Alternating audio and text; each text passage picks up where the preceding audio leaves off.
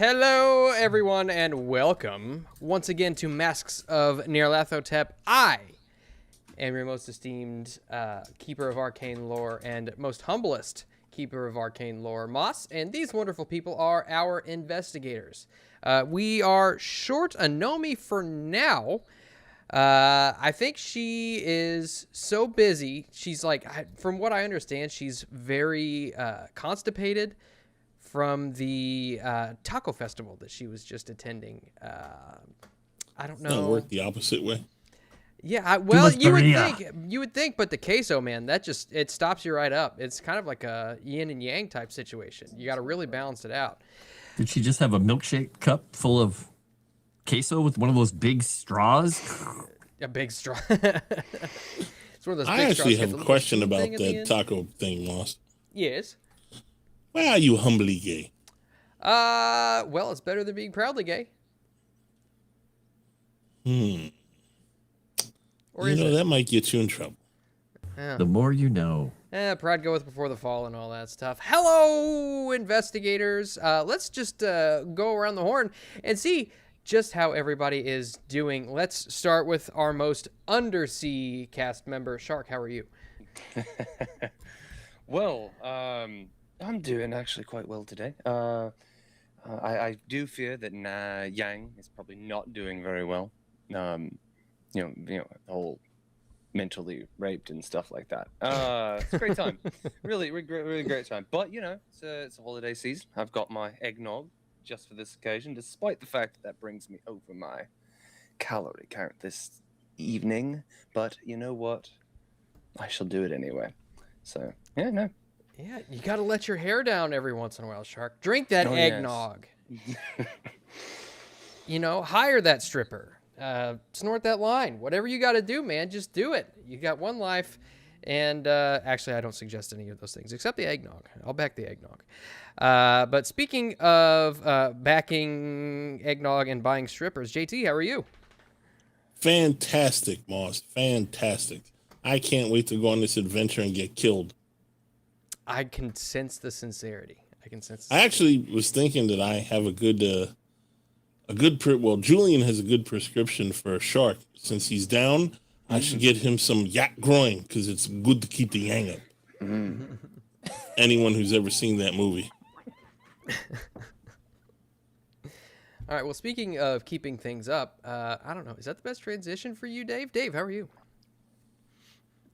I'm doing good. Yeah, I'm really looking forward to Christmas. And you know what? I had something nice come in the mail this week. I went and I got my calendar of Sailor Moss and Sailor Nugget. That's hilarious. I absolutely love that. You have to send me the link to that. Show you the nice little December calendar. Wait. Of them together. Wait, you have literally have a calendar? It is a literal calendar with 12 months worth of pictures of Moss, Sailor Moss, and Sailor Nugget. My God. And so that is how you do a Christmas present, Moss. Wow. If you ever want to know. You're going to have to, I know you sent me it's a link the same as before because I need to buy one. Sweet. Yep, the link is on there so that you can buy one. I sent one to you and Chrysanth and Erudi, and if anybody else wants the link, you can actually ask me for it, and I will be more than willing to send it to you. But it is delicious, and I am so looking forward to Christmas. And probably you not being able to kill me again, even though I've tried so hard. Hey, we're taking it easy. We've got the kid gloves on for the first little bit because we want to make sure that you get a good feel for the setting, for the tone, for the characters, for just the overall ambiance, the je ne sais quoi, as it were, of this campaign. But I mean, you know, you guys might get into some trouble. You're getting deep into the woods now. Deep into the woods. But speaking of getting deep in the woods, encountering mountain men and old wizardly people, Frost, how are you? I don't understand Italian, so I don't know any of those things you said earlier. I'm doing great. I'm pulling people out of my driveway and sending them on the way with a kick in their butt because they're idiots and don't know how to drive on ice, even though they live in a state where it's always icy. But other than that, I'm looking forward to, whatever the hell is going to happen to us on this trail to Puno. I don't remember. Puto. Yeah. It's on Lake Titicaca, and I know that. Yeah. Definitely Puto. All right. Well, I do need to get us started off. Let's see. Oh, I'm getting a message. It says, I am here, but whoever is here is also muted. Yes, Moss, I am here. No, you guys can Oh, I hear that. There we she can hear is. you. I hear it. No. Can Nice. can the chat hear you? Everybody, can you hear Nomi? Can you guys hear me? You're very, very Wish she was quiet. better a second Very ago. low. Well, okay, I was asleep like 20 minutes ago because I forgot to take my nap that my doctor prescribed me that I have to have a daily nap. And then here comes little old Moss like, hey, we're going to hang out. Hope you can make it. I'm like, okay, I can do it because I'm doing it for Moss. And then I get here and then I see Moss is cheating on me with 12 Days of Christmas with Chrysanth. And I'm like, you know what? This isn't even worth it anymore. Like, I'm tired. I'm tired of this, Grandpa. That's too damn bad. Nomi, I'm sure that everybody in the chat can see that you're not on cam. You're wandering around across the globe and sleeping at odd hours. What are you doing? No, I just haven't had my nap. I was going to bed early and then I forgot. And I was like, oh no. Okay. Because like I said, my doctor says I need to have my daily naps. And this is not a joke. Kindergarten teacher told me that I had to have daily naps too, and I didn't listen to her either. Damn it, I need to go to a doctor and get a prescription for a nap. No, this is legit. Like my doctor said, you have to have daily naps. I'm like, oh, well, can I get that in paper so I could give it to my boss? Because if I can have a midday nap at Siesta? Is it a 11 siesta? Yeah, I guess you can call it a siesta, but like that'd be cool if I could just hide in this little office at 9 o'clock and just sleep for 3 hours. That'd be great. Yeah. With getting paid. But anyway, no, I'm doing good. I had a little bit of trouble. My iPad wasn't working, so I bust out the big guns with someone's laptop I found. Someone's laptop I found. Well, I'm going to need for you to DM me the name of your specialist because your boy is very sleepy right now. And I had a nap and God knows how long. So, that being said, I do have to give out some benefits real quick here because... The chat can't hear me, correct? Yeah, chat can hear you. Sick. Okay. Yeah, awesome, dude. Hell yeah. Speaking of benefits, let's see. We've got a copper subscription from Leo. Guess who that goes to? You. Yup. That goes to me. Yep. Thank you, Leo. Thank you, Leo. We did get 45 likes from last stream. Yet again, just 5 short of where we need to be, but we did get 56 comments, so that's good. We got fan art from Circus Freak, JT, John Gordon, and Sassy Witch. If you guys aren't a part of the Discord, by the way, do yourself a favor and go join the Discord. Take a look at all the fan art that gets posted in there because, I mean, it's really good. There's a Nyarlathotep in there, and I am 98% sure I know who put in the Nyarlathotep, but I'm going to leave that one anonymous for now. Oh, wait, it's probably Circus Freak. But you know what? It is what it is. I'm not going to out any alt accounts or anything like that. But in total, it looks like there are 3. Oh, wow. Do I really get 3 bonus dice? I sure do. And then 2 bonus dice to everybody else. Yay. Some bullshit. I guess people really just want me to end your characters.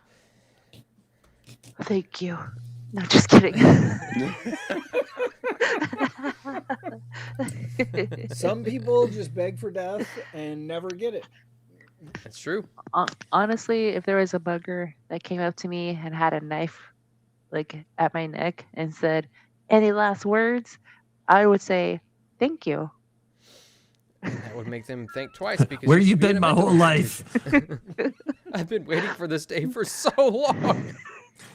My prince has finally come. You have no idea. I'm You such a sound coward. like I you couldn't need pull the more trigger than a myself. nap at this point, then. You Nomi. mean to tell me you're giving me the forever sleep? Okay.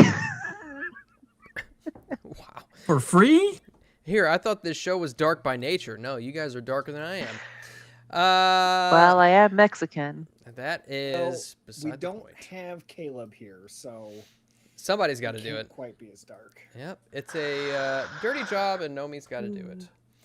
Tomic says, "Release me." I don't know what that means, but I would advise against it because something tells me that there is nothing good that can come of that. So let me get us switched over to our other screen here. Yep.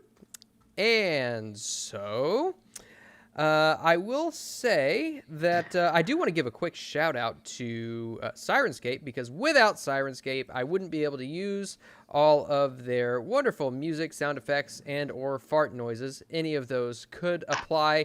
Two of them do, one of them doesn't. Again, that's Sirenscape.com. If we give them a shout out, then they don't copyright strike the channel, and we like that quite a bit. Now, I think we need to go ahead and get started with some luck rolls from everybody. Everybody needs to see if they restore a little bit of their luck here. Yeah, Can somebody we should restore definitely from a restore some of zero? their luck. I don't know if we can restore luck from a 0. Oh, well, I think you could probably just roll a d10. Unless you fumble. In which case, if you fumble, I mean, that's... Yeah, because all we have to do is fail, right? Yep, all you got to do is fail. Look, I failed.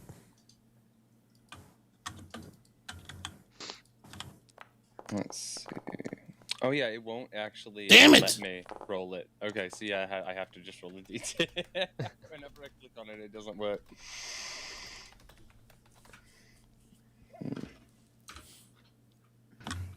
All right, let's see. I'm too lucky. Yeah, you just got to use all your luck, like Yeah. someone did last game. Used like, what did you have? Like 60 70. luck? Yeah, I had 67. Yeah, that's right. Yeah. Oh, I did it Oh. backwards. Let's see. And most of that was just to kill one person in which you didn't succeed. Well, you know what? I was compelled mentally, and he's like, "Well, you would be committed to doing this." I mean, well, I'm going to commit with all of my You being. did. That was, Luckily, I did not somebody compel was you to use looking out luck, but, for- you know.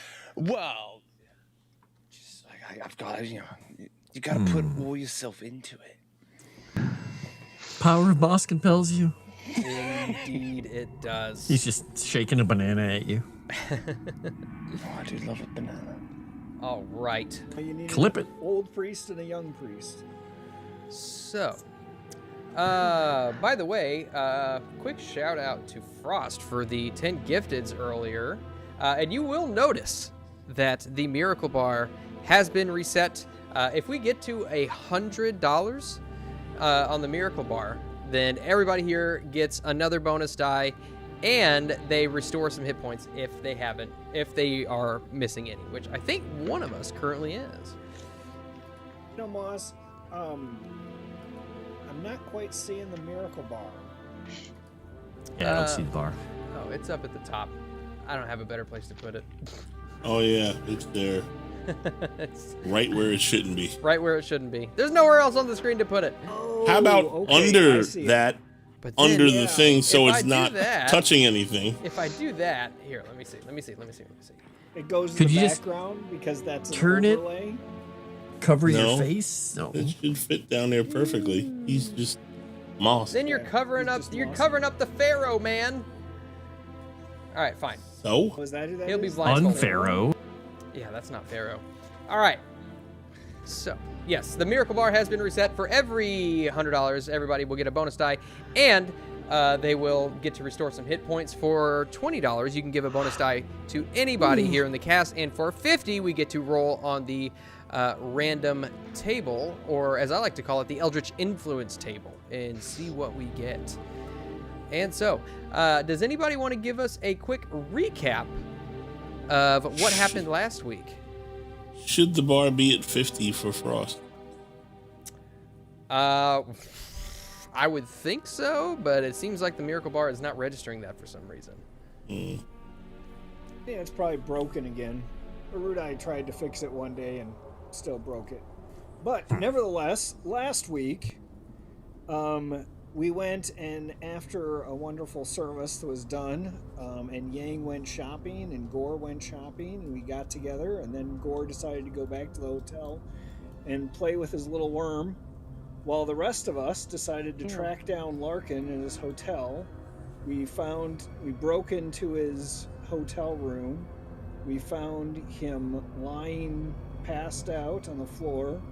We investigated various items in the hotel room and investigated his tattoo, in which the Reverend Doctor drew a picture of the tattoo. And then somebody decided to, was encouraged to, I guess, take our ward over to the body, which woke the body up. And Shark got influenced to basically kill the Reverend Doctor, and the Reverend Doctor performed an exorcism via his holy rifle to incapacitate, execute Larkin, and we escaped somehow, and we blamed the commotion on Demon Doza being up in the room as we made our way back to the hotel and to meet up with Dr. Gore again. We showed him a picture that we drew of the tattoo. We found out that it had something to do with a blood tongue cult in Kenya and the father of maggots. And we are back up together. We decided to go out for dinner and wait for the morning. I'm pretty sure that's it. Curious, Moss. Can you ask Archivist? You're muted, by the way. Does anybody have anything to add to that real quick? Yeah. Can you ask Archivist to make a summary of the last game so we can just read that out and so it's accurate? Actually, if you guys actually have access to a handout which gives you a complete rundown of the last campaign. I send it to you in Discord, and there is a journal entry called Session Recaps that has them in there as well. I don't think he mentioned certain things, like, I literally sent a message Larkin about it earlier sort of today. turned into a demon. Oh, you're talking about, okay. Larkin sort of turned, did he? His eyes went black. He did some stuff. He stood up a little. Yeah, he sort of controlled somebody to try and kill somebody. Yeah. Minor stuff. Two things I will mention Pretty sure I said that, but that's okay. Two things I'll mention is Oscar did convince, he thinks, the lady at the front desk that Demon Doza is at fault for killing Larkin. Yep. Also, Demon Doza. Yep. Oscar took the map. And the doctor did treat the Reverend, but I'm not sure. I don't think anybody else was hurt, correct? I think it was just the Reverend. Yeah, it was pretty much just me that was hurt. Okay. All right. I took a single HP from something. Don't really remember what that was. It might have been leftover? I'm been trying to remember what that could have been. Yes, that was leftover. I do remember. That was from the burns. Yeah. That was the burns. Oh, yes. So keep in mind that every time you go to sleep, the next morning you regain 1 hit point. And so by the time you go to bed, wake up in the morning, and you're ready for our little excursion into the wilderness of Peru, you will have regained that hit point. And so, is there any contest to Dave getting that bonus die for the recap? Let's everybody can sound off in the chat if anybody else deserves it. I think he should get it just because he's going to die. And he's going to need it. That is a good point. And so, while chat Thanks, Tommy. that, we're going to pick back up. We'll say we didn't really get too descriptive as far as what you guys were doing right at the end of the session. We kind of just went over in bland terms. We're gonna go get dinner. We're gonna go back to the hotel. And we're probably just gonna wait for the next day to get here so we can set off towards Puno. But what I want to do is let's kind of zone in. Maybe you guys are at Casa de Asada or whatever that restaurant was. I can't remember what it was. Didn't we book the thing with the guys who were going to run it, and we were talking about that, making sure they were going to do their part without, what's his face, Larkin and all that? Yeah, you all had mentioned it, and you talked to Jackson about it. Jackson basically told you that maybe they'll do it without the organizer of the whole thing, but there's no knowing until you actually talk to him. That's what we're gonna let Jackson do, we hope. Okay. All right, and so we'll kind of zone in on you guys are probably just sitting there at dinner. You've got all kinds of people around you just enjoying their meal. What is today? Today is March 20th, I believe. Still March 20th. Let me see. I've got a calendar here, and I want to make sure that I can update it. Maybe, if I can figure out how to open the dadgum thing. There we go. Okay. Let's see. Why is it not updating the date? That's strange. Okay, well, the calendar is messed up. That's awesome. Anywho, March 20th, around 5 p.m., you all are sitting inside of this restaurant, probably eating your dinner. Is there anything further that you would like to discuss? Wilson just did a thing.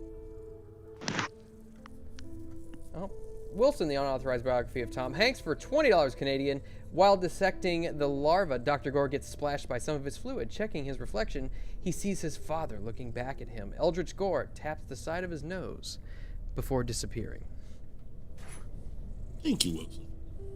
Just like Father Christmas. That's Obviously that goes to Moss. Yeah, While we're sitting there eating, Oscar is just going to take a big bite of this delicious steak, whatever kind of animal it came from, hopefully a cow, not a llama or an alpaca, and just gesture with his knife and say, guinea pig steak. When we're out in the jungle, it's going to be dangerous. I know it's going to be dangerous, assuming that they take us out there. Our plan, if we get to this pyramid, is to put this piece back, right? Right? Why? To trap whatever it is that got out. Oh, yeah. That seems like a good plan. Well, Because it's it the would things make that are trying to sense kill that- everyone. It would make sense that whatever's supposed to be on the inside should be on the inside when we put it back, rather than on the outside when we put it back. Well, I have a question. Since it's already been broken, what's to say it's even there? We don't know. For all That's we the know, mystery. it could be De Mendoza. And he's just pointing, it could be in De Mendoza, because he came to the place. That's what I mean. Like whatever was in Larkin. Yeah, He just shivers involuntarily, like, we might just need to put De Mendoza back inside and then seal him away. Well, maybe you all can slaughter him like you did Larkin. How does magic work like that? Yes. Is it possible? Can we just kill him? I mean, I don't have any problem doing that again. Oscar's just gonna take a deep I look at Oscar drink of wine. and whisper and go, You ever notice your Chinaman loves to kill people? He That's what they knows all a ever couple want of to do. things.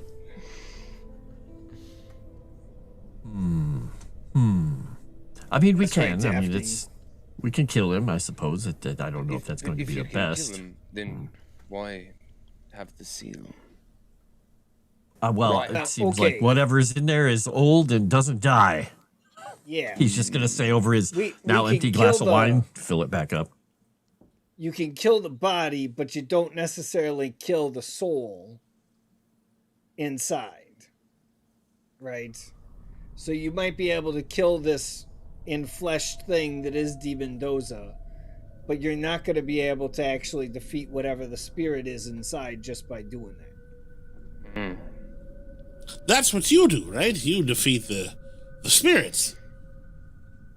Well, again, you don't eliminate them as much as you either send them back to where they came from or send them off into something else. You know, there was this story, well, it's really, I guess you wouldn't say it's a story, but the time when Jesus went and cast the legion of demons into a bunch of pigs. You just have to put it someplace else because you can't actually eliminate anything and cease it from existence. Is that what they What mean were by they bad eating bathing? there? So if you could do a whole legion, then you can do one, right? Right? One Yeah, I'm not Jesus, but Oh. okay.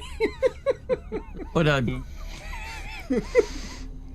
I don't think that's how this works, unless there was somebody sitting in there all that time from back when D. Mendoza and the Figuera and whoever else, all those people got there. There would have had to been somebody just sitting in there with this stuff in them. I don't know if that's how that works. No. Not an enfleshed person sitting in there, but a spirit sitting in there. You Well, what was the entrap spirit hooked in or something? Yeah, but I was saying, how do we get the spirit out of the guy? And he just Well, that's fills where the you kill the guy, cup. and then the spirit leaves. He's just gonna do the Then where does it volume go? down a little bit. Where does it go? They Well, can't have again, this. It's it able to depends affect on the a man's spirit. mind. Need to dispose of it. Yeah. Which is why it would be best to put the body with the spirit in it in the place all together. Otherwise, the spirit may possess another thing, and then we got to track that thing down. And you know this? For sure? Well, I've read about it. What about the two of you? Or you, reporter person? Do any of you know? Daphne? Yes. Name's Daphne. Charmed. No, I haven't gotten my sources. I guess you can say my ducks in a row to do this type of investigation, but I'm working on it. But you should just mind your own business as I go about my own. Yes. Very standoffish for part of a group. I love it. She's just gonna hold the wine bottle out to Daphne over her cup and just questioning, like, eh? She said, Well, sit thank you down. kindly. Silence is food. Okay. And while he's pouring the wine, he's just gonna look. Is there like a guitarist or someone wandering around, or a violin? Is there somebody in here playing music? Why not? He's just gonna crook his finger over to the guy while he's pouring the wine, and he's gonna slip him a few coins and just play music and just tell him, just kind of say, keep circling around our table. He's trying to create noise because we gotta hide the body. We gotta put the person in there. We gotta kill the man. And I'm like, just play the music, walk around us, please. Well, at least I whisper. And the Spanish About your guitarist, murderous or well, Chinaman. Spanish style guitarist, I should say, does circles around your table, playing at an ear-piercing volume Spanish guitar. Beautiful. Are there mariachi in Peru? Maybe. There are here. Parawachi. Is he just standing there doing the right behind Gore's head the whole time? 100%. So whoever's talking, he's just like,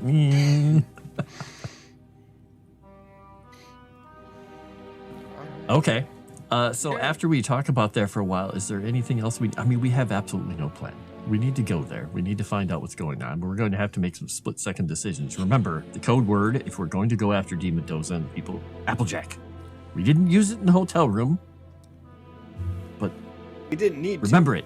Speaking of Demon Doza, since you've slaughtered his boy, don't you think he's going to be a bit miffed at you all? Well, I guess me too, even though I had nothing to do with it. You hear that, Demon Doza? If you can hear me, I had nothing to do with the murder of your boyfriend. Did you say something?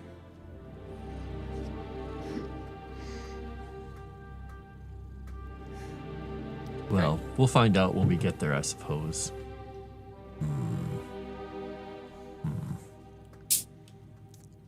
All right. So, what's the plan? Are you guys just going to go back to the hotel and wait it out for the night? That's the plan. I'm assuming, I don't know, Yang, are you That's going a to plan. sit in the room again, or are you going to go to your own room and sleep with the piece of metal across your chest in there? Well, if we're going back to the hotel, should we not all be together? You saying you want to sleep together in the same room? Violent and inappropriate. Normally, I would say that'd be a good idea, but you did try to kill one of us yesterday. What's to prevent you from doing Well, it again? not yesterday. Whenever just the a hell few it minutes was. ago. Yeah, whenever the hell it was. Not long Casual. ago. And if this thing, the maggot thing, if it affects another, and we have to, and they go into another person, there'll be just two, just the person and the one controlled. If we're all together, then you can stop whomever is affected. Oh, okay. So I got it. So you want So you us have to a group. all be in the same room so that when you get possessed to kill one of us again, that we can shoot the thing that's trying to possess you in the face. Well, I mean, it does stand to reason that if he does go to kill us all, it'd be best if we were all together. And I will keep my eye on him, which I don't suppose he'll keep his eye on us, if you catch my meaning.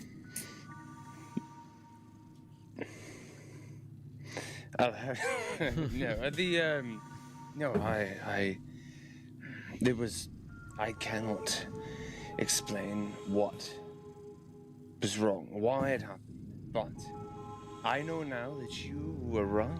You all were right that going to this place and disposing of the thing is the right choice.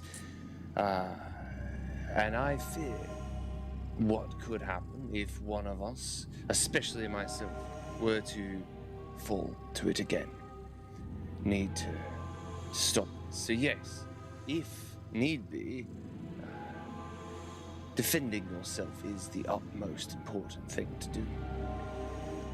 So yes, watch me, and I shall watch you.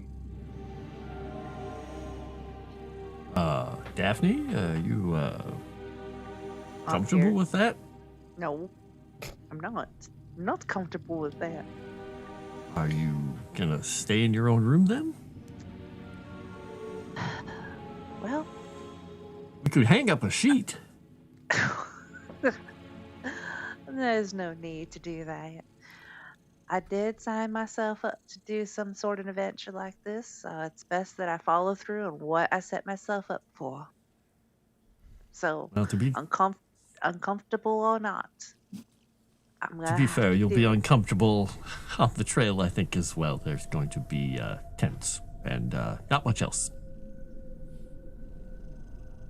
Being intense, like camping, pictures, those things that you put up when you go out camping. Well, we are going out in the jungle. Did you think we were going to stay at a hotel?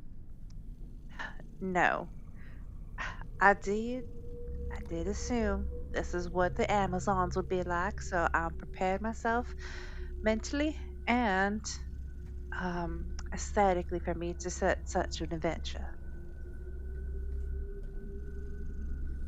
So yes, I'm ready. If I come without the thing, I I guess you can say I've come with all I've need. I want to go purchase a raincoat and rain boots, by the way. Okay, easily enough. Yeah. You'd say you just go and do that after dinner. That's fine. Just in case. Mm-hmm. All right. And so you all head back to the hotel then? Hotel Maori? I suppose. It would, if we're all gonna stay in the same room together, it might behoove us to also gather our gear together into that one solitary location, which is gonna make it pretty crowded.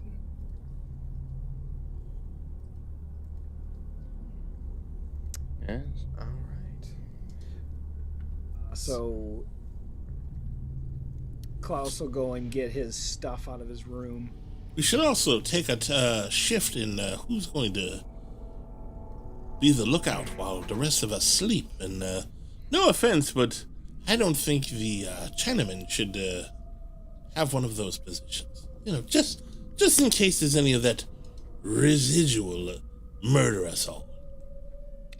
Residual. Does it stay in one? I have no idea, but I don't want to find out the hard way with a knife into my throat.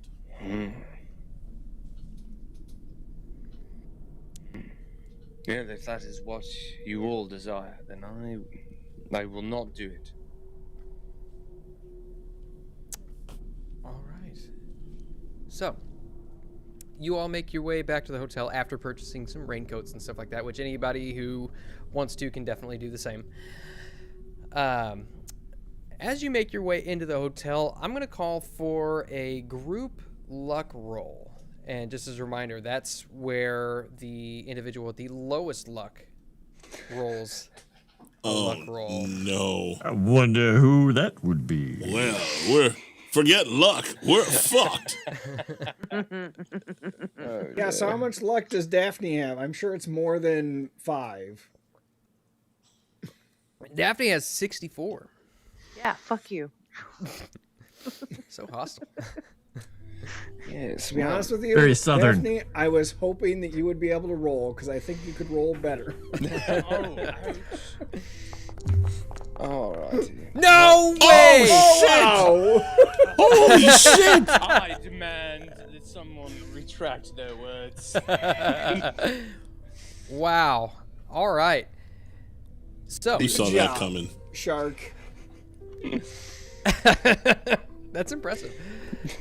That's why we put that negative atmosphere Yes, out to motivate. Yes, it's And just like with the inspire. military.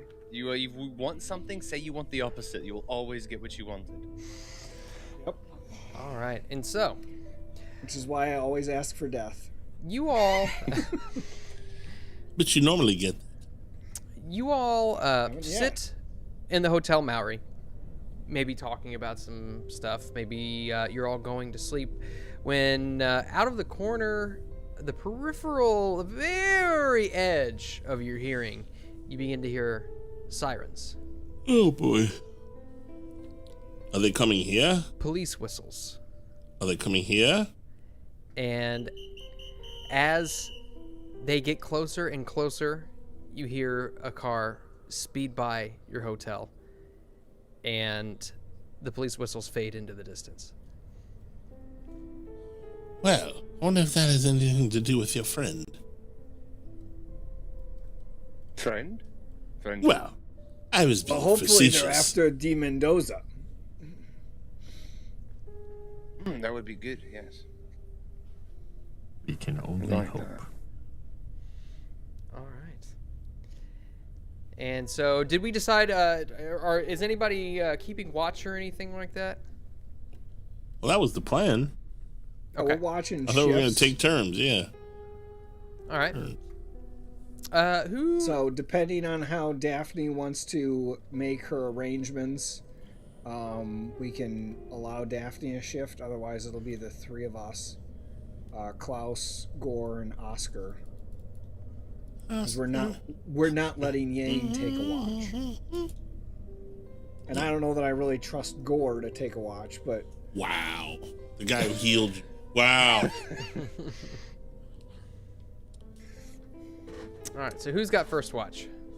I'll take first watch. so I get sleep the rest of the night. I was gonna be up anyway.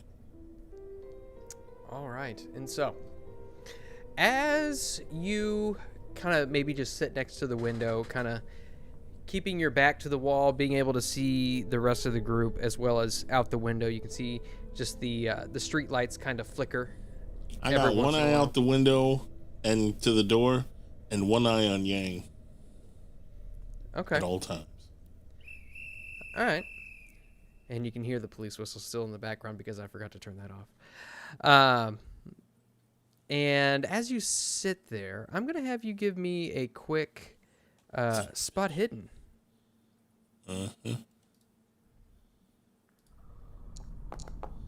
Spot hidden hasn't been great, but these things are bound to change. Okay. As you kind of just sit there, you don't really see anything going on. The people out in the street begin to kind of filter on. You guess that they begin making their way home, probably preparing for work the following day.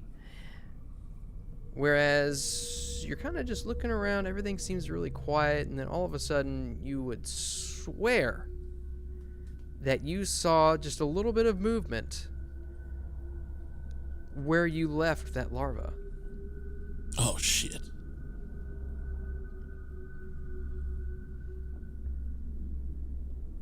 Gentlemen, wake up, please. Sit up straight in bed. His hair is all pomade, is all messed up. He's got a big floof of hair. What? I don't want to alarm you or anything, but it appears that larva that I dissected has just moved over there. I thought Why the hell are you just talking to us? Go smash it or something. He's gonna stand up on the bed, just standing on the bed, looking over that direction, blinking blearily, like. I'm a doctor, not a smasher, Oscar. Wielding the coals and looking for the lava then. Because I have been sleeping, holding it, waiting for the chance to apply it. I think you're muted, Dave. Oh, yes. You are muted, Yeah, you can go hit the larva thing. Yeah. Oh, okay. He was agreeing. Yes, I'm gonna. I guess I would have seen where he put it in the room. I'm gonna head over there and. Ready for a fight and ready to strike it with this golden super weapon. And the police. Okay. And the police are here to arrest the maggot. All right. So you approach now. Gore, is the maggot? Is it just kind of sitting on a table? Is it in a bag? I would have kept it in some sort of jar or something. In some sort of a jar? Yeah, glass. Okay. Some sort of container. Okay. Because it smelled, remember? Yeah. And as you approach, you see that the jar has been tipped over. Oh no. But you see that the maggot itself is still in there, dissected. Its tiny little organs kind of just protruding out of its body. Yet you see in there is a dead rat with its face almost completely singed off, as if it's been burned by some sort of a chemical agent. There's a rat in a jar? Yeah, so the rat went to go eat it and got its face burned off? That's what it seems like. And it doesn't look like I don't see any movement from the maggot itself. No, at this rate, you can assume that it's probably dead. Well, I'm going to relax slightly and look back and tell them it is not the maggot. It is a rat climbed in the jar. And then wait, was the jar closed? Of course. At that thought, realize, well, how did the jar get open then? Just to be sure, I'm going to step over, and can a piece, one end of the seal actually get inside of the jar? Is it? Can what now? If one end of the broken seal, would it be able to fit? He wants to slip the ward could I into the slip it hole. inside of the jar? Oh. Yeah, I want to put the thing in the hole. Oh, yeah. You could probably Yeah, fit some of okay. it in there. Uh-huh. Yes. Well, I'm going to carefully. It's tight, but The ward goes in the round hole. That's Yes. good. Yes. I'm going to put the rod into the hole of the jar. there you go. Well, if it wasn't tight, what would be the freaking purpose? Okay. And just touch it against the maggot, trying to press to see if there is an effect, a reaction. You begin to hear a slight sizzle, Hmm. but the maggot remains motionless. Okay. Let me pull away, and while keeping my eyes on Pull it. out and thrust it back in, and No. I have a good pull-out game. I pull it Good. out Oh, carefully without breaking. Interesting. And without turning away, staring at it. Go on, you come. Close up your jar. It does seem it's not moving. It is fine. I hope the. Do I have a length of chain or anything? You probably would have picked up maybe some rope or something. All right, I will close the jar and then tie it shut very tightly, so that Are you leaving the rat in it? I'm not gonna touch the rat. So yes. At this point, yes. Okay. So you tie it shut and you feel like it's got a pretty good seal on it. You don't think that anything could get in or out without actually removing the rope. Mm-hmm. All right. Very good. As he settles back down into bed, Oscar's just gonna lay back and just say, "Wait, why are you keeping that?" For No, I'm just asking because you're the most paranoid son of a bitch I've ever met. And yet you're keeping the thing that tried to melt his face off, melted a rat's face off, that smells awful, in a jar in the room we're sleeping in. for science, of course. And he's just gonna basically do the British shit.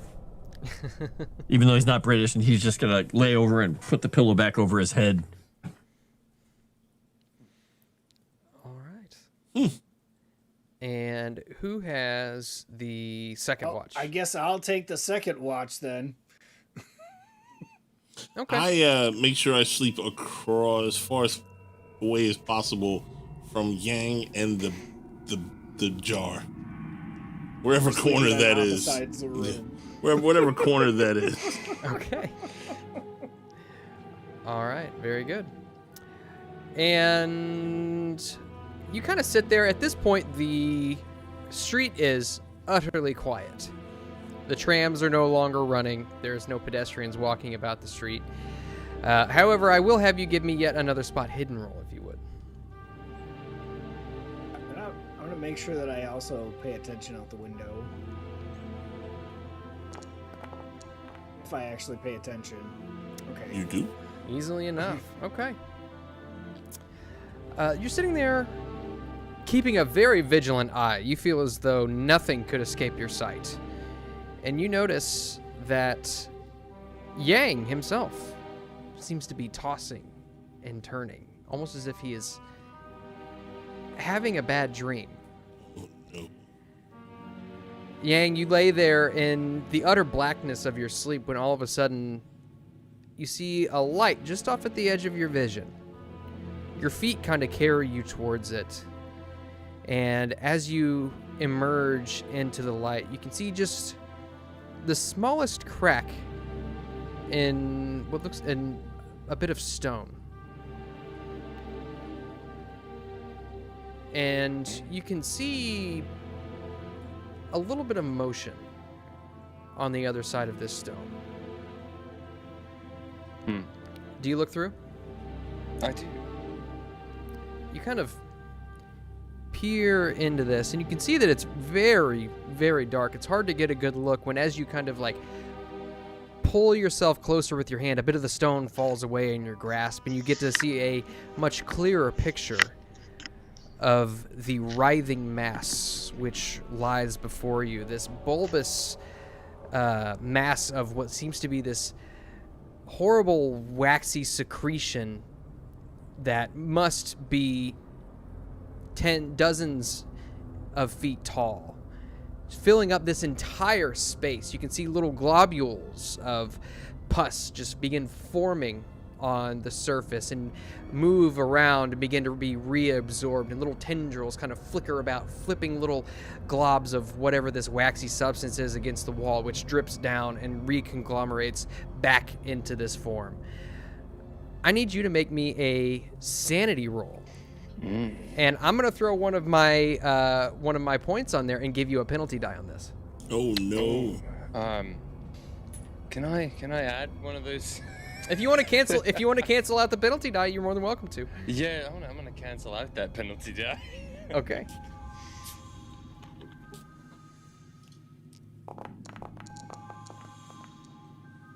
$38. Okay. All right. What's your reaction to this? It doesn't seem to affect you. Yeah, it does. I utterly bothered by it. I've never seen anything like this in dream, even if I don't realize it's dream or reality. I'm not sure. This is utterly horrid sight, and I realize this might be part of the evil, and I reach, probably unaware that it is a dream. I reach for the gold, which I know I'm sleeping with, and I doubt I have it on me. I just completely transfixed by this horrid sight and this abomination. And I imagine after reaching, I might come to the realization maybe this is not real. Maybe it is. Don't know. But I will say aloud, what are you?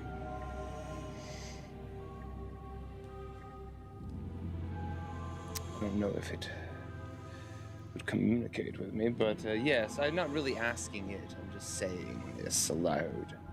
The mass responds, uttering but a few syllables in a language which you've never even conceived of. Mm-hmm. A language not known by man nor beast. Something vile, something otherworldly. But you know it knows you. So I am confident that whatever I'm seeing is a conscious being, and it knows. Okay. At least as it pertains to this waking nightmare. Oh, I would... Luckily, my role is good enough, so I don't have to be a horrified coward about it. But yes, well, I'm going to be quite disgusted still, all the same. And I would like to...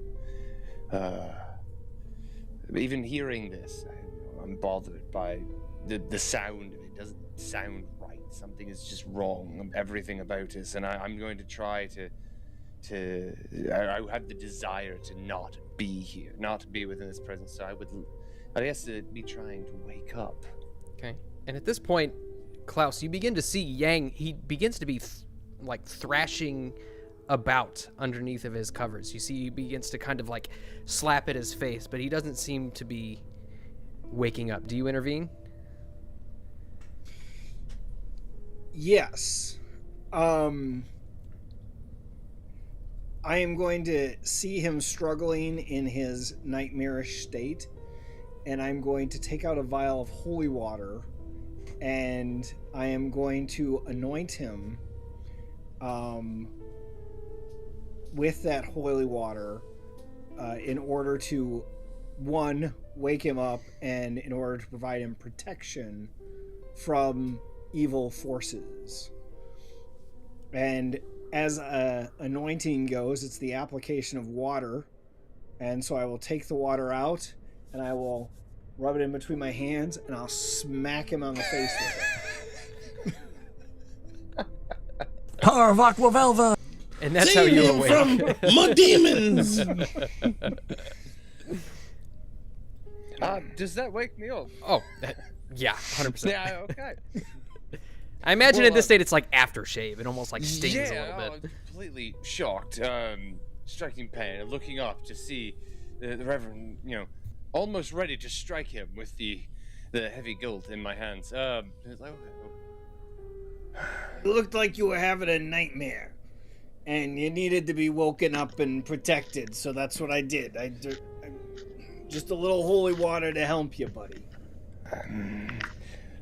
I'm very bothered when looking about, reassessing reality, trying to bring myself back. Just this is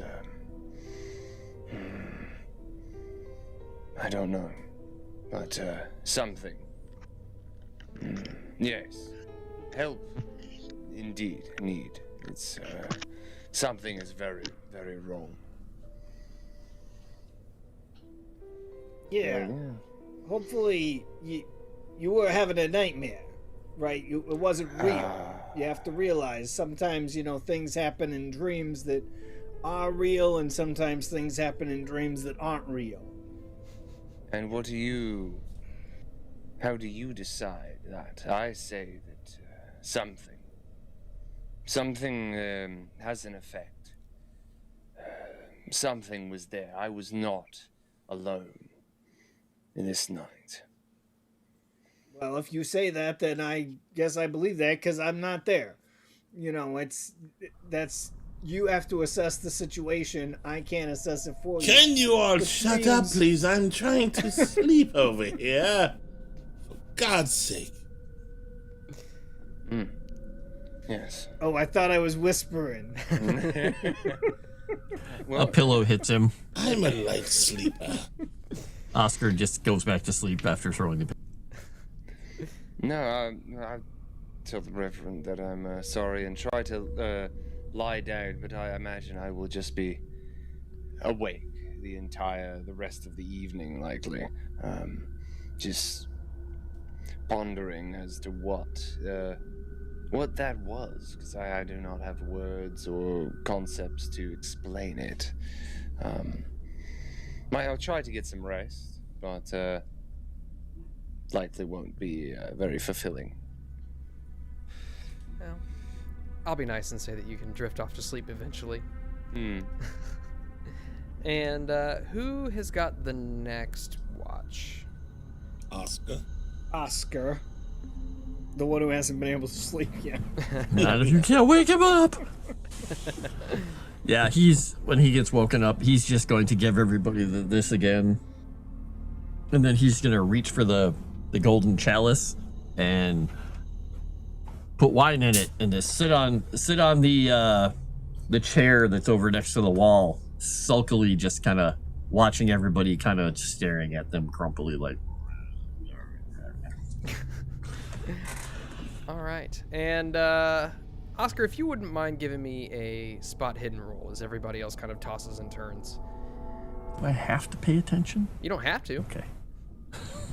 He is not giving it his all. I'm not using a bonus die. If he actually falls asleep, he falls asleep.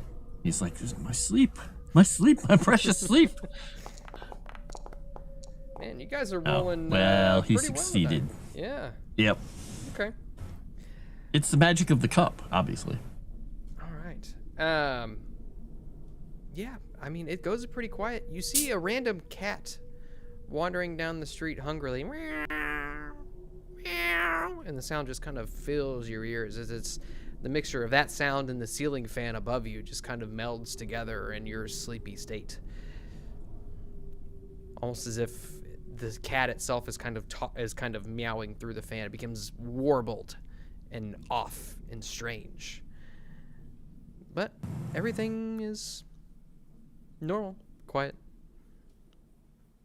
Okay. Well, when it's her turn, he's going to go over with wine-soaked breath.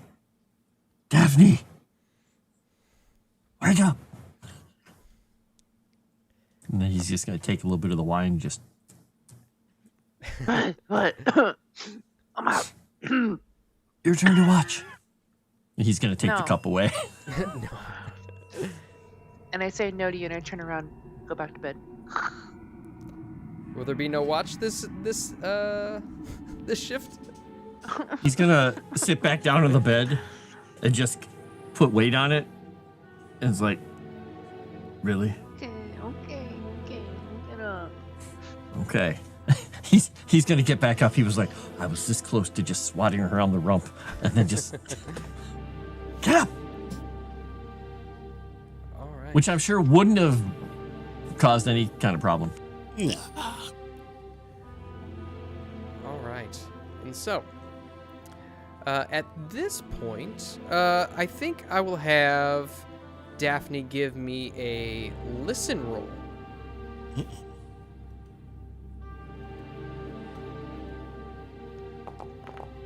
Yes, of course. Yeah, Wow. Wow. That is an extreme success. Yay. Daphne, as you're sitting there, you can hear shuffling in the hallway.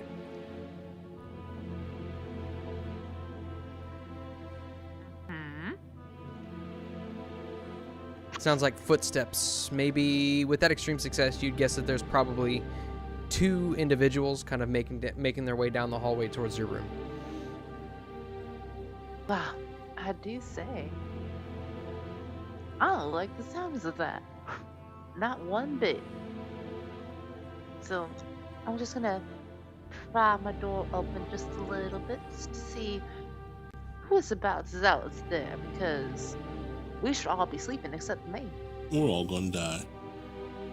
And as you're kind of looking down the hallway, you see it stretches, almost seeming like an eternity. Like, you know that effect where the center of the frame gets closer while the edges get further away?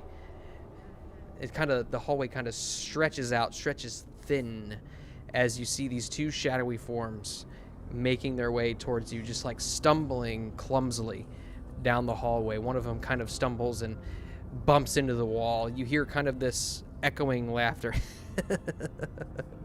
as they enter into the light which hangs down from the ceiling, and there you see a man and a woman stumbling drunkily down the hallway. Eventually, the man inserts a key into the door, and the 2 enter into the room and shut the door behind them. Well, I hope they have a good night together. With that extreme success, you hear everything. Oh my god! Oh. I don't know these 2 individuals, but sounds like she's having the time of her life. That Uno game, that game of solitaire sounds pretty intense, I must say. Give me a psychology roll. Here.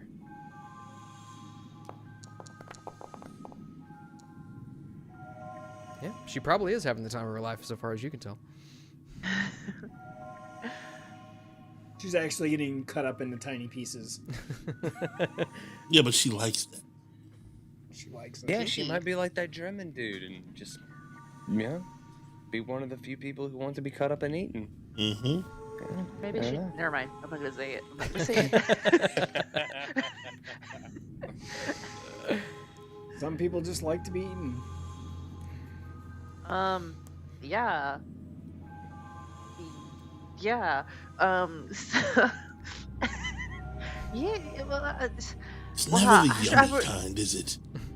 oh, man, this is some bothersome noise that I do here. I'm wondering if I should just go and knock on the door and be like, "Do you mind? We're all trying to sleep here." I should probably go and do that and make myself known. Like, you're disrupting. No matter how intense this card game that you're playing is, y'all need to pop down a little bit. Y'all need Jesus. Do you? Do you go over there and knock on the door? You know what? Yes, because earlier today I was awakened by a phone call, so I'm gonna go do the same thing about them. Just give them a phone call, be like, not a phone call, but I'm just gonna make myself known. I'm gonna go knock on the door. You knock on the door, and the sound stops. And you hear, like, stomping towards the door. You see a man opens up the door and says, ¿Qué quieres, punto? What the? Excuse me, sir. ¿Qué quieres? ¡Afuera! No. ¡Afuera! Do you want me to do the Spanish bit? Because I totally can. Daphne doesn't speak Spanish. We've been over this. Well, no, I know that, but I could totally play the Spanish guy. ¿Qué quieres, puta? ¿Necesitas nada? Vaya para afuera. ¿Por qué no necesitas aquí? You hear the woman shouting from the background. Hijo de su puta madre, váyate de aquí, muévete. Somehow Okay. a pillow boomerangs out of the room, goes down the hallway, and flies into that room and hits them from Oscar. He's that good. Just What? Well, keep it down. We're trying to sleep here. Okay. And he just, like, slams the door, and you hear stomping back to Yeah. the bed. Never have I ever been so disrespected before. But the rest of the evening goes relatively uneventful. And so, the cock crows in the morning as the first rays of sunshine penetrate your window with the force of 1,000 light bulbs, and you are all rudely awakened by 10 million lumens of pure sunlight. And what's the plan? Right now, it's probably about, you guess, it's probably about 7. You've got about an hour to get to the Hotel España. going to find some place to get a Bloody Mary and something to eat. Well, should we?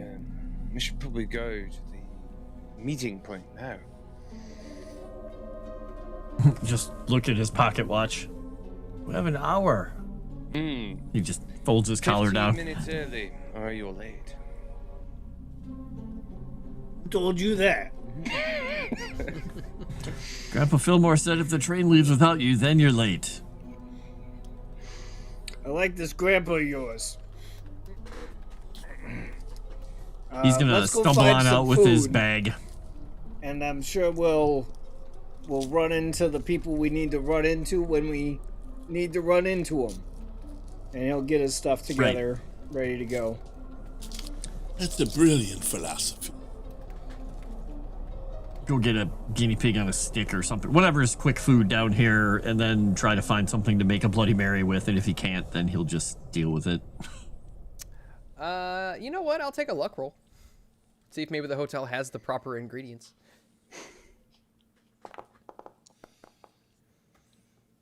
Yeah, they've got enough for you to have seconds. You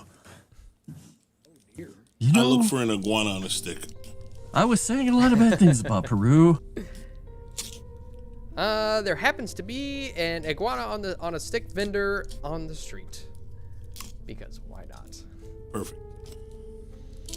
You know what that is, right? It's a Fallout reference. Yes. But you know what the Fallout reference means. Nope. Well, that's Does that's it have a the reference? iguana bits. That's the whole iguana, right? Or are you wanting the iguana bits? Iguana on a stick is human. No, only the iguana bits are. Oh, That I did not know. Yeah. Interesting. All right, we all learned bits. something about Fallout today during Call of Cthulhu. Yeah, the real Fallout. That's doing Fallout 2. But anyway, going on that tangent. I thought that was just in Haiti. That's dog and the cat. That's it. All right.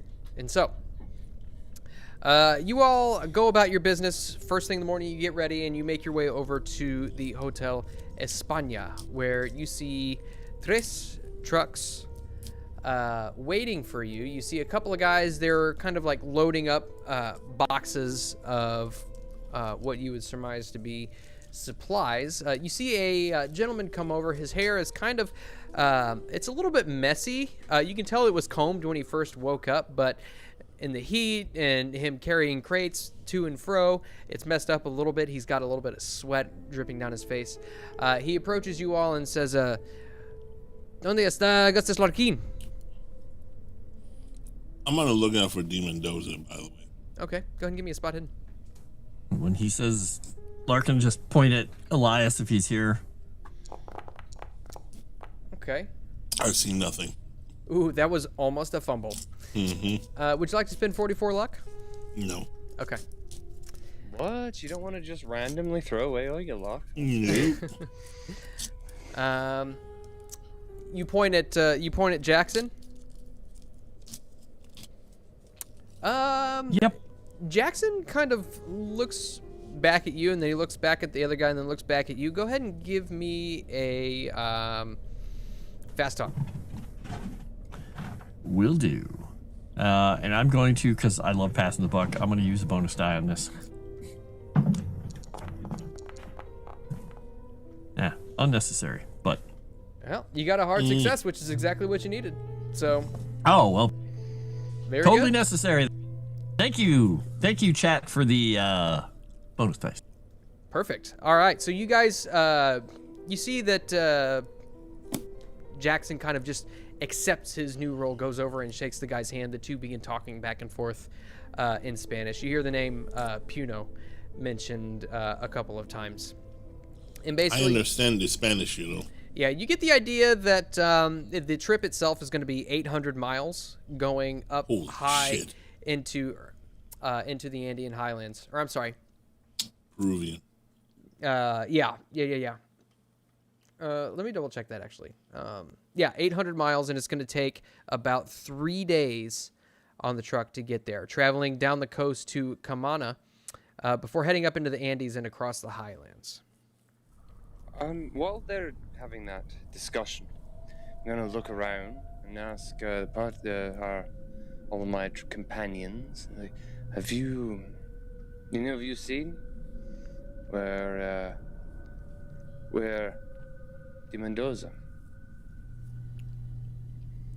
You're asking the people in the yes, trucks? No, our party of oddballs. I didn't see him. Look around. Does anyone have a knife stuck in him? No, I don't think he's here. Jackson looks around and he I says, see Demon. "You know, come to think of it, I haven't seen De Mendoza since the whole museum incident. Probably good. I wonder if I maybe did put the police on his trail. Maybe he's hiding. yeah, maybe he's in hiding. We can only hope. I'm sure he's a dangerous man." But he's involved. Would he not want to see what's happening? Or does he have... What if we not look... maybe not him. Does he... These people, workers, they hired by him? Maybe were hired they by communicate with him. Now that I do not know.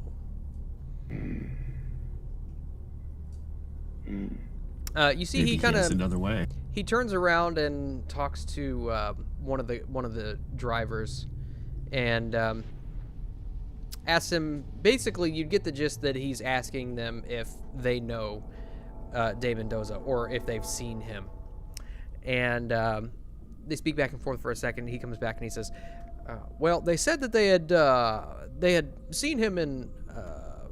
They had seen him once or twice, but he was not the original orchestrator of the expedition. In fact, that was me. So, apparently.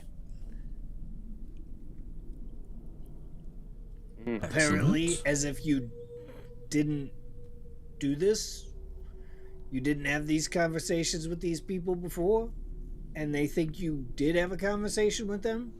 Well, I'm guessing that perhaps these arrangements were made over the telephone, or perhaps telegraph.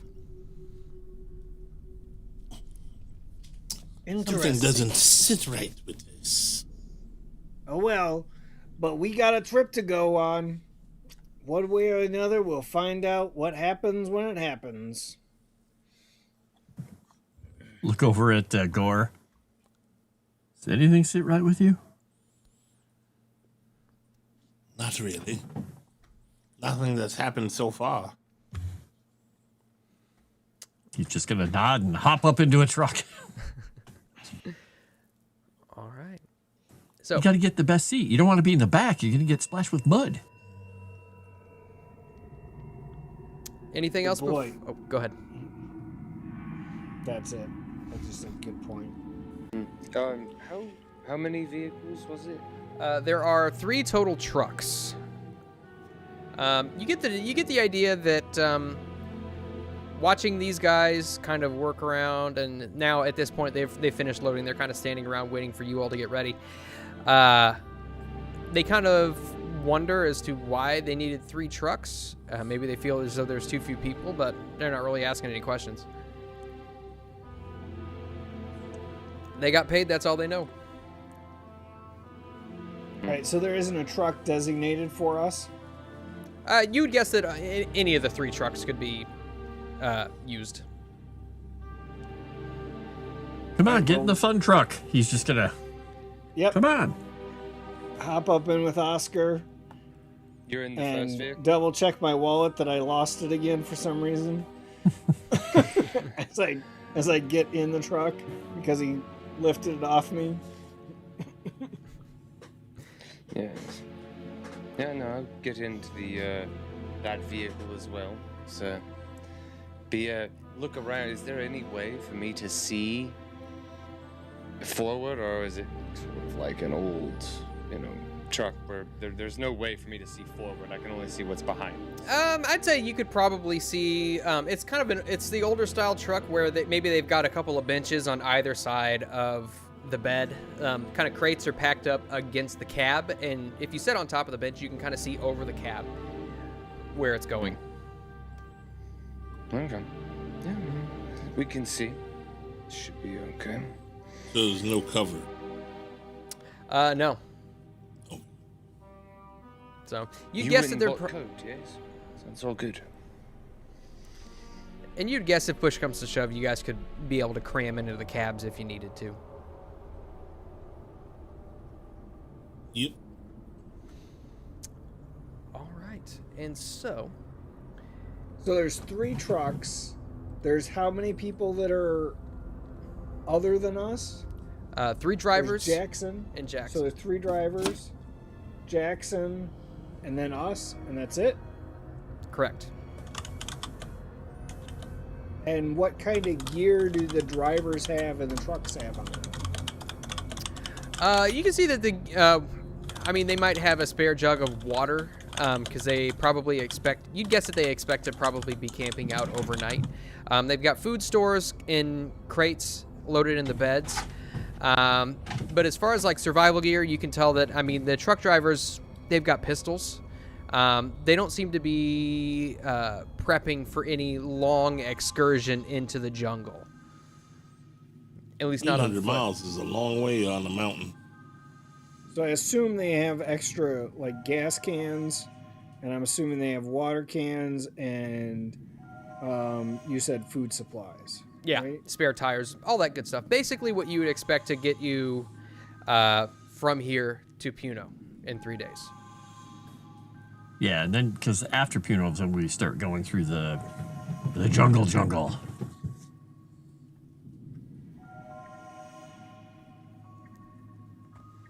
All right, and so I talked to the drivers privately okay, kind of pull one aside before in Spanish. they head off. Okay. Watch out in Spanish. Watch out for the Chinaman. He's kind of crazy. The Chinaman. Ah, see. Got a crazy look in his eye. Mm-hmm. With that, he he rolls up the window and starts the truck. It kind of churns to life as this black smoke just erupts out of the exhaust pipes.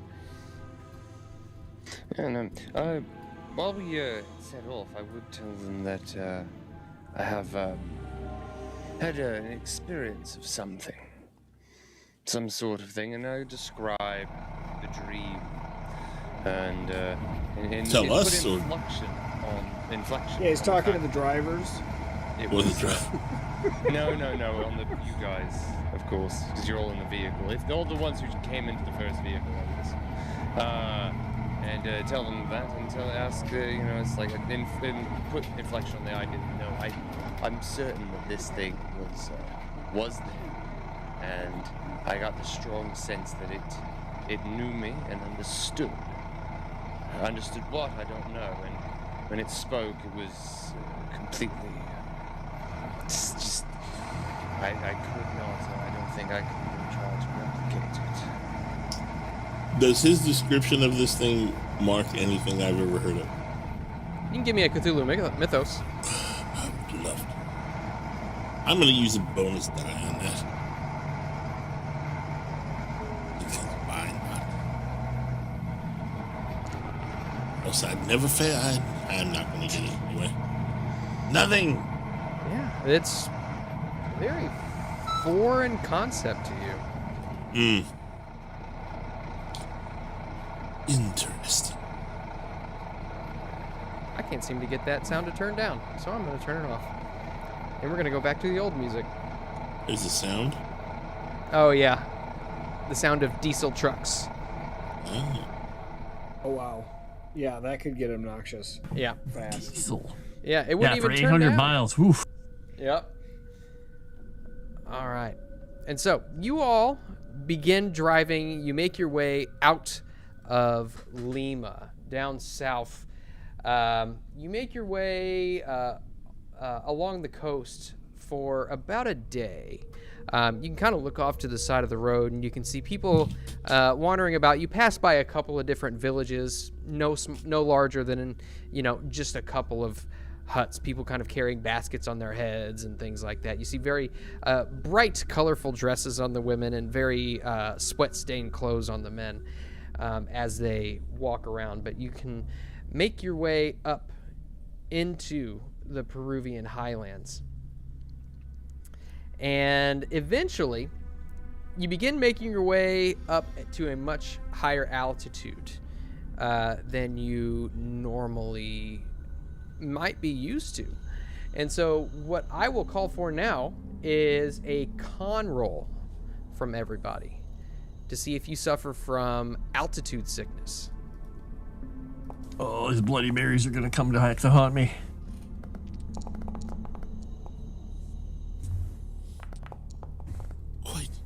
Quite acclimated or to not. this height. Damn. Maybe the Bloody Marys are the key. All right, and so looks like everybody but Daphne succeeded. She probably grew up below sea level, so. Dang. And so as you make your way up into higher and higher altitudes, you see the trees begin to thin out. You begin to rest above the clouds. You can look down off the side of the road and you can see clouds just churning below. You can hear the sounds of tropical birds on either side of the road. You even see what's called I just found this out that they actually live here. The poodoo. You even see wild poodoo wandering around. And for those of you who don't know, it's the world's smallest deer.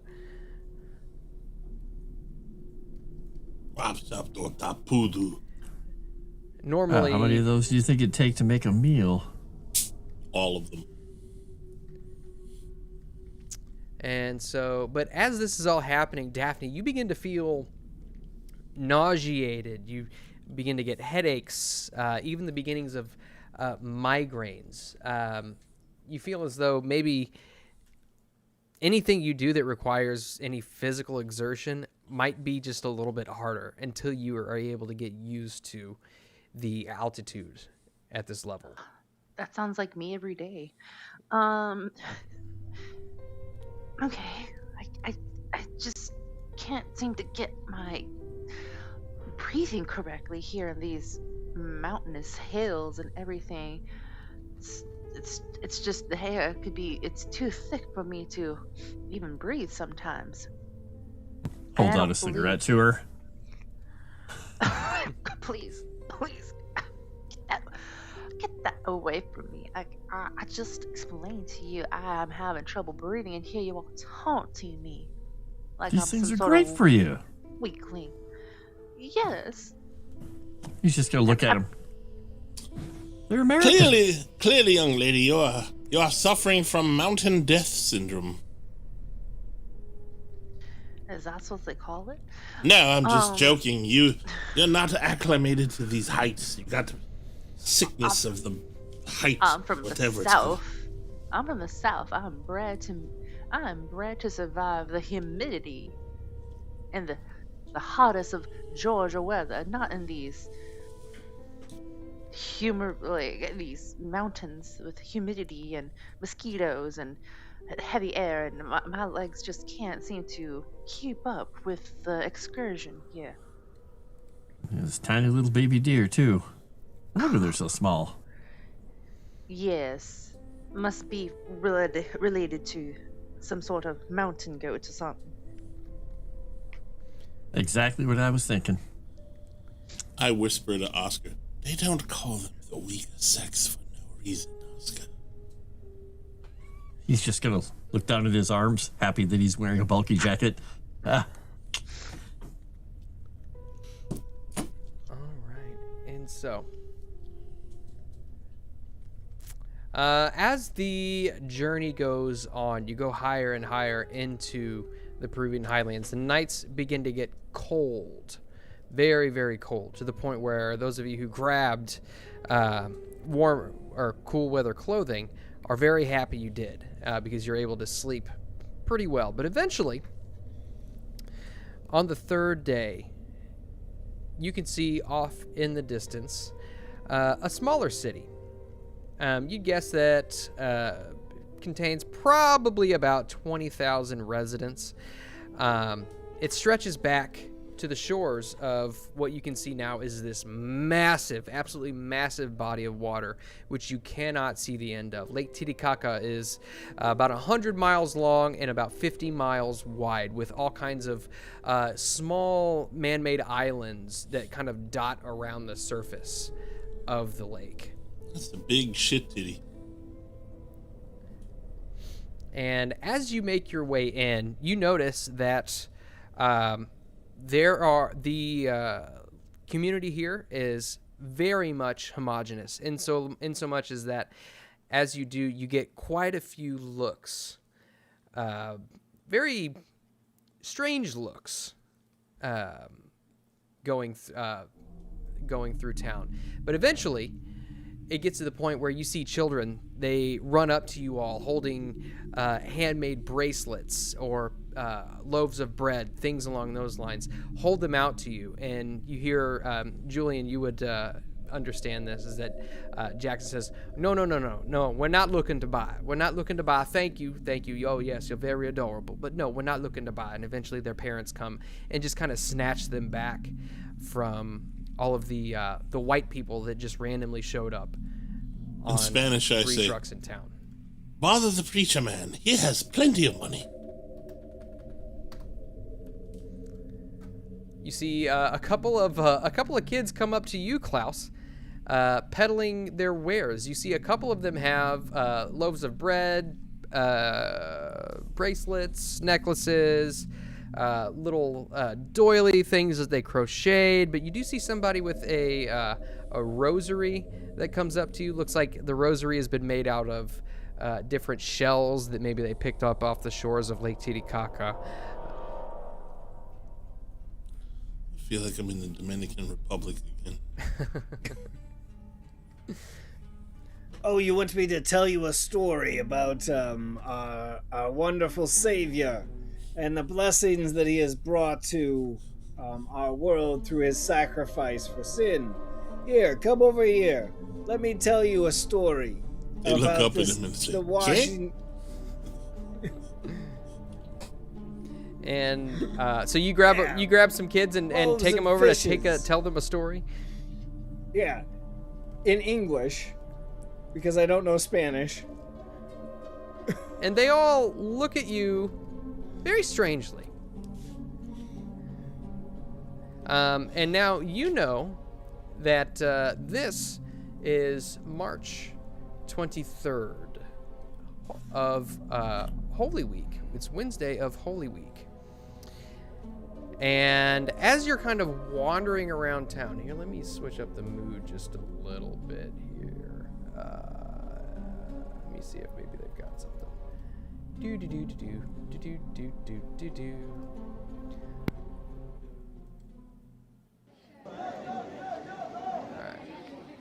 All right, hopefully that's not too loud. All right. I feel like the volume controls on here have no effect. No, they're terrible. Yep. It's very strange. The thing you think is going to change, it doesn't change. Who are you calling an ass? Well, the creature was. At least it's not police whistle. Yeah, no kidding. So as you all make your way around, you can tell that it is Holy Week, and the residents here are very much largely Catholic. But you can see out in front of the main square of Puno, which consists of the what is it called? I just had it. It's a cathedral. I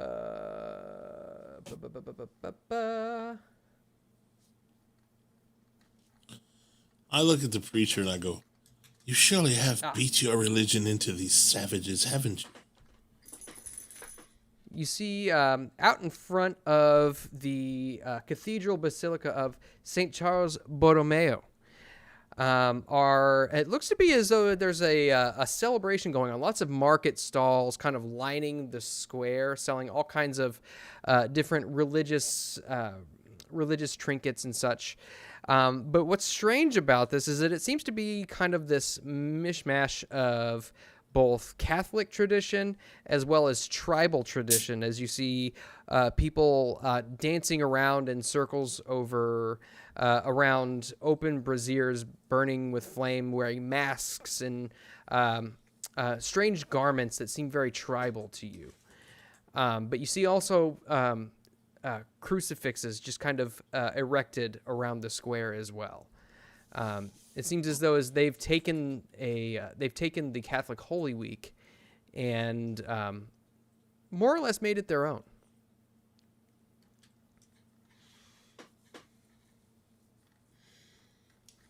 Nothing obviously like the imagery that we saw in. Did we see imagery on the? Actually, the patterns on the word were not actually specifically about any of that. And the only other images I guess we did see were on the chalice and the medallion. Okay. Well, nothing really to refer to. Jackson knows what's the name of the stupid religion again? The cult. Which one? Karasiri or whatever. The Karasiri. Yeah, he would know if any of their tribal shit would look like that, wouldn't he? Go ahead and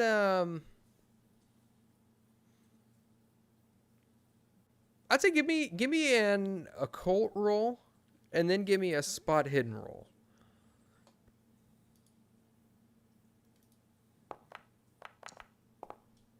God damn it. Okay. The Karasiri is the cult. Holy that, shit! Demon Doza is a part of, right? And but Larkin was a part of the Bloody Tongue. Is that right? I got those. Couldn't have got a better spot hidden if I tried. That's to the best of your recollection. That is how you would recall that. Now, as you are kind of looking around, you're kind of scanning the area for different iconography that might pertain to the Karasiri. You do see a lot of tribal stuff. But based on your role, you don't really see necessarily any occult iconography. A lot of it is very much belonging to the native tribes of the area. Mm-hmm. However, as you are kind of just looking around, you can actually see. Well, it looks to be like a kind of off to the side between a couple of market stalls. There's a woman and a middle-aged woman and looks like a teenage boy, both just kind of looking in your direction, and then as soon as you make eye contact, they divert their gaze. Does that seem weird to me? You can give me a psychology roll. Sure. I hold 10. I got this. Almost. No, not even close. Yeah, I mean, it's hard to tell. I mean, you are a bunch of white guys and a black guy wandering around in Puno, which is mostly of Peruvian descent. So it's hard to tell. Okay. And at this, Jackson comes to you all and says, "Now, it is my recollection that Nera, Yaitiri, or wise woman, I was telling you about her before. She, well, to the best of my recollection, she lives up in the hills above Puno. I think she might be our best guess and or our best bet into finding wherever these ruins are. But I would assume that she's probably in hiding. Last I talked to her, she was afraid that she was being watched. Not sure why, but I might go around and ask about her whereabouts and see if maybe we can gain audience with her." All right. You've talked to her before, just in correspondence? But can we trust her? Oh, I would trust her with my life. I've met her a couple of times, just sitting back and talking. She's taught me pretty much everything that I know about what I know about the Karasiri and, well, other occult and affairs of the indigenous peoples. Would it be good for us to go with you? If you would like, you're more than welcome to. Yes, that sounds good. I mean, I wouldn't mind stretching my legs a bit. It gets a little cramped in the back of that truck, doesn't it? A little bit. All right. And while we're, I guess, following him, hearing about how she was been, thinking she's been watched, and I'm going to start getting a little bit cautious about the people around here. Wasn't initially, but if there's potential danger from persons, start looking around, see if I notice anybody suspicious or anything that's going on. Then again, I don't really know their culture, so knowing what's suspicious and what's not, I don't know if I'd be able to see that. Yeah, absolutely. You're more than welcome to give me a spot hidden roll. All right.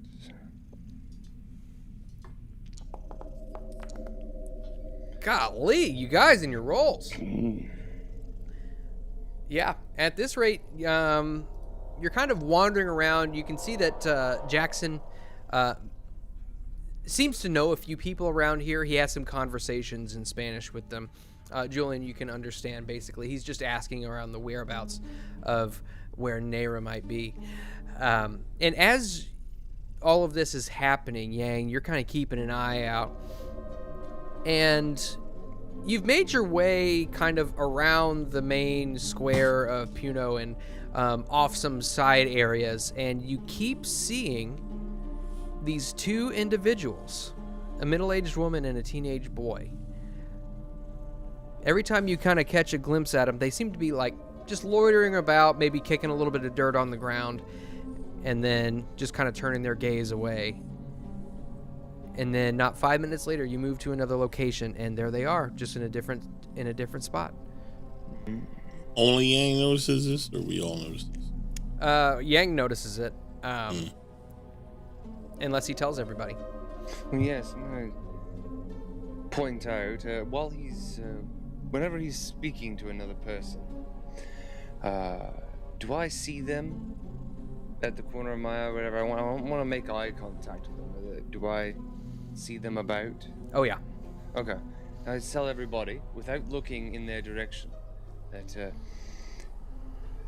if you could all do not put your gaze there.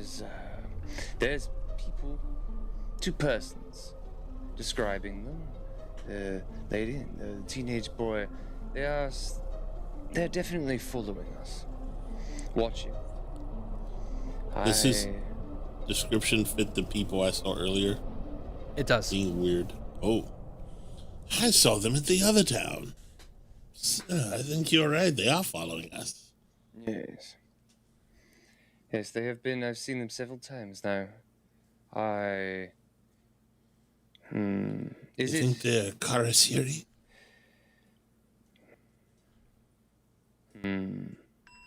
He's a little young to be in a death cult, don't you think? I gotta start him young, you know. Yep. Got to start them early. Get them as their kids, and you'll have them forever. Yes, the church knows all about that. Yes, indeed. You can either have one of us go try to speak to them, or, well, see if someone could grab them. Well, you're the badass fighter. Why don't you do it? I could gesticulate wildly at them. I could heal them while you beat them. Is there any buildings around here? Oh yeah. Okay. Yeah, nothing crazy. All the buildings are kind of basic. It's a smaller. It's larger than any other settlement outside of Lima that you've been to. But I mean, you know, it's a decent sized settlement for this area of Peru. Okay. Well, I'm going to tell you as well. Give me a moment. I'm going to try to get around them, and then once you give me the time to do so, try to go and speak to them. If they do not, if they do, then good. If they don't, then I shall try to grab them so that we can ensure they're speaking. And I'm going to start walking between 1 and 2 of the buildings off to the side, and I'm going to try to get around hopefully outside of their field of vision. Okay. Going to try to get around so that if they choose to go the opposite direction once somebody walks in to speak to them, that I can hopefully intercede. Okay. Mr. Clay. Does it sound? It sounds to me like you might be trying to be stealthy. I didn't want to say that, but yeah. If you want, you're more than welcome to give me a stealth roll. Okay. It's all right. Is this air quote stealthy or Clay sort of stealthy? You know, just casually walking outside of anybody's field of view, you know?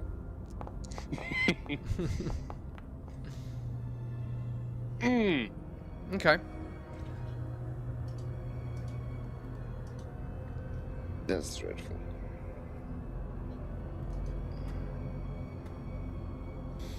Okay. So you kind of make your way through a couple of alleys, and you feel confident that you have rounded around the back side. Maybe any escape path that they may have if they try to run. You feel pretty confident that you've been able to cut them off.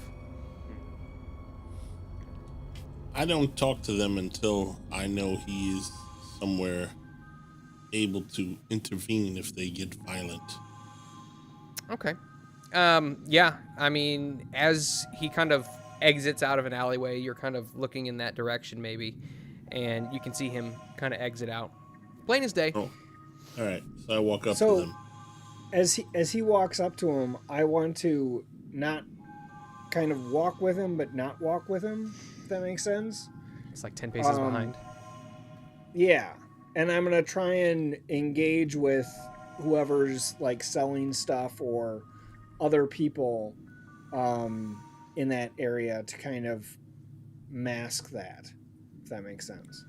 Yeah, of course. All right. And so you make your way over to them. You see that they do an about face, and begin facing the other way as you begin to walk towards them. And they turn and face directly towards you, Yang. And both of them kind of just stop. Well, It I seems- see them walking away. And, well, if they just stop and, like, staring at them, we'd like to talk. You hear she begins, the middle-aged woman begins speaking in some sort of Spanish. It's a different dialect than what you're used to. You feel as though maybe there's a little bit of a mixture of languages going on there. But Dr. Julian, as you approach, you can begin to pick out certain words that she's saying. She says, "Oh, please, sirs, we don't mean you no harm. We are, but just curious of foreigners in Puno."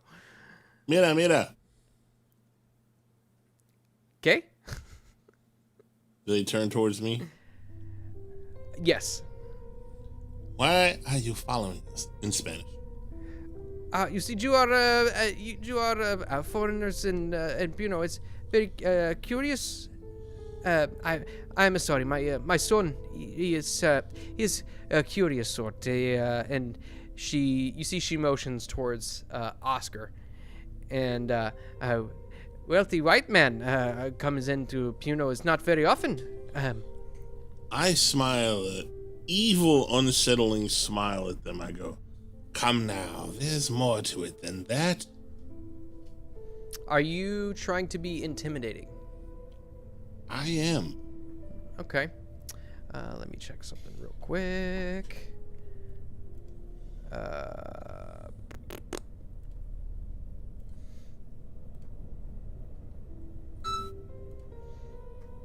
Come on now. And if I notice anything weird or different about this Spanish, I presume he easily notices it, having actually speaking the language. Yeah. Go ahead and give me an intimidate roll if you'd like. This is not going to go well unless I get lucky again. Well, what do you know? Somebody's got the power with them. I'm sorry. We heard that we hear that the man was asking about Naira. Do you know her? Well, we know of her. She is a wise, healing woman. Yes, but to be fair, you were following us before anybody ever mentioned her name.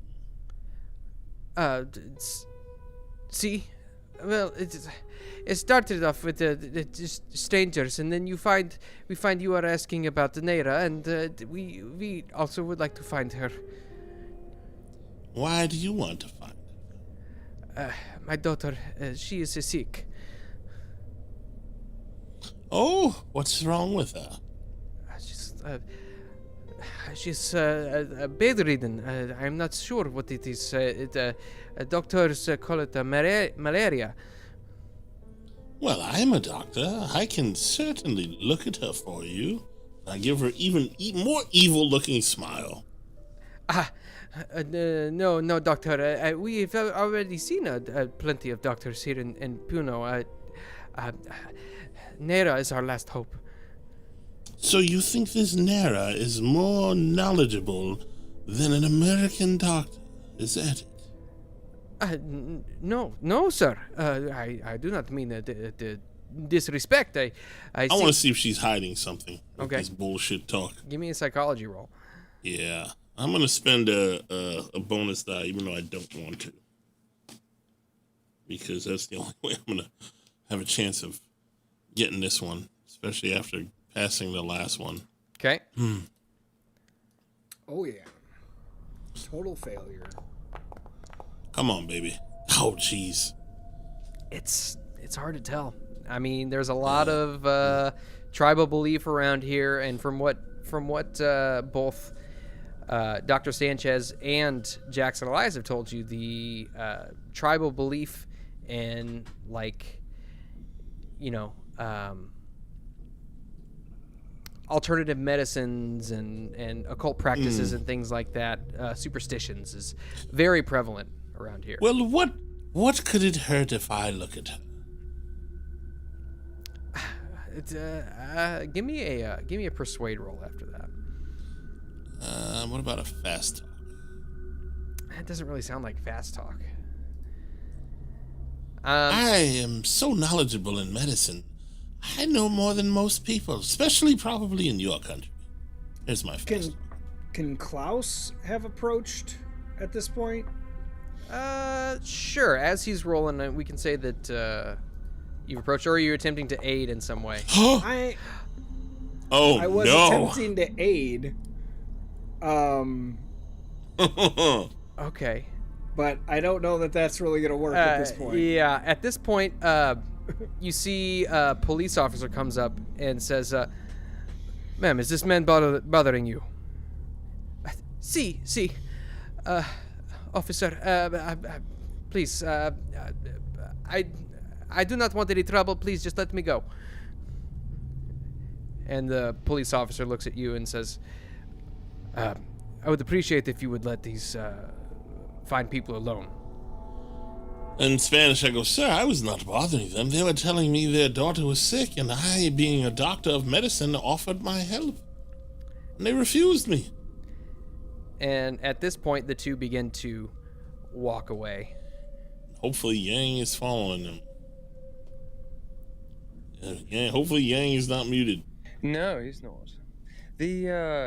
Yes, he's been quiet this entire time, not knowing anything of the language, just seeing that Dr. Gore's being very creepy, and the people seem to be bothered.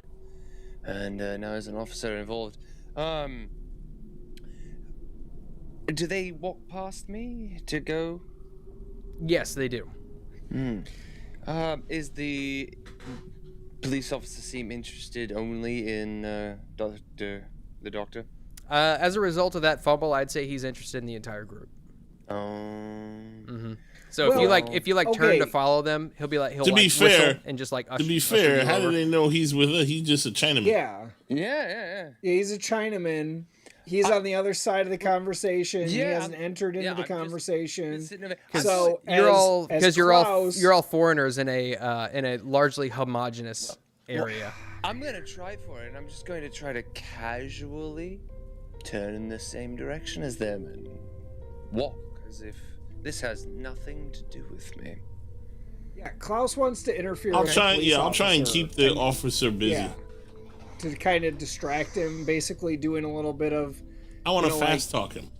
Strange guy in a foreign land. Doctors, trying to help people. We're just meeting different people. We're not meaning to cause a fuss, and really kind of overwhelming the police officer with just general information and so forth to keep them turned on us. Okay. So that he has to pay attention to us. Go ahead and give me a fast talk roll then. Him or me? I have a hard time giving you a bonus die from Klaus because he doesn't speak Spanish. But I would say if you're just kind of like crowding his space, getting into his bubble, talking at him, he can be confounded. So yeah, if you want to take a bonus die on that, you can. But who do you want to roll? I'm sorry. Probably I would have Julian roll because he's the one doing the majority of the communication. And with a bonus die. Yeah. All right. Sweet. Awesome. Look like I may have done well. Okay. All right. Sweet. And at this point, you kind of like talk at him, and he kind of like backs up a little bit, holds his hands up, and at this point, you see he begins to reach for his nightstick, holding his hand straight out towards you. I thought I rolled good. You did, yeah, and he is completely distracted by you. So then Yang can follow. Yes. Yeah, and at this point, Yang, you begin following them into the celebration in the square. You see that they kind of weave in and out of large crowds of people every once in a while, looking behind them, seeing that you are trailing them, and they begin to pick up their pace. As all of this is going on, What is Oscar and Daphne doing? What are Oscar and Daphne doing? Oscar was basically this whole time just kind of kibitzing, saying, nope, no, don't do that. No, oh, no. Okay. That is, well, he's got his attention now. And just kibitzing. Once they start doing that, and I see Yang heading off, he's just going to nudge her and just say, and start heading off parallel to where they're moving, just so you can keep an eye on them where they're heading. Okay. Moss, do you not get a check mark when you use a bonus die? You should. It's only when you use luck that you don't. That's what I thought, because I didn't get one for my fast talk, but I should. Yeah, you should have. Actually, it won't even let me click it. Not flagged.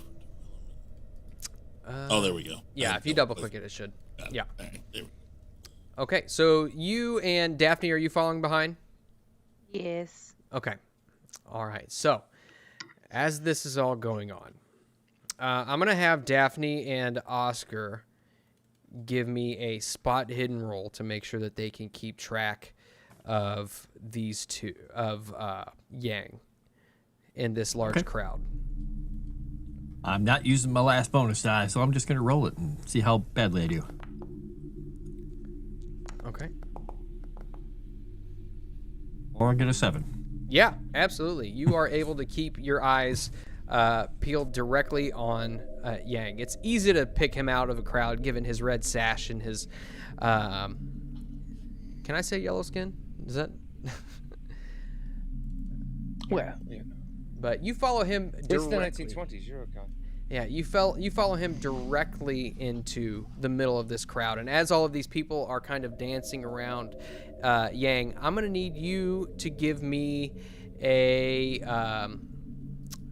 I'll have you give me another a spot hidden roll as well. But I am going to use another one of my dice, and I'm going to add a penalty die to that.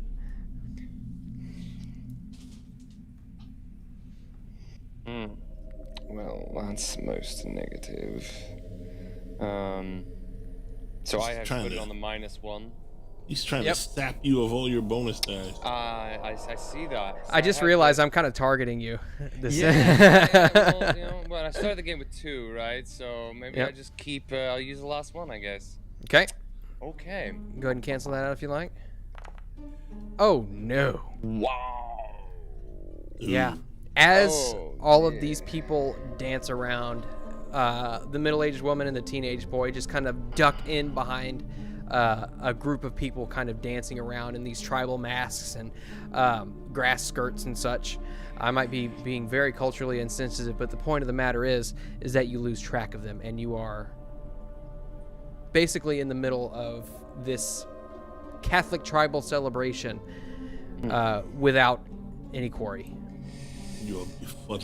Yes, I try to go through, but it's just maybe there's some residual effects from being having your being brainwashed and controlled by evil people. They take your die away.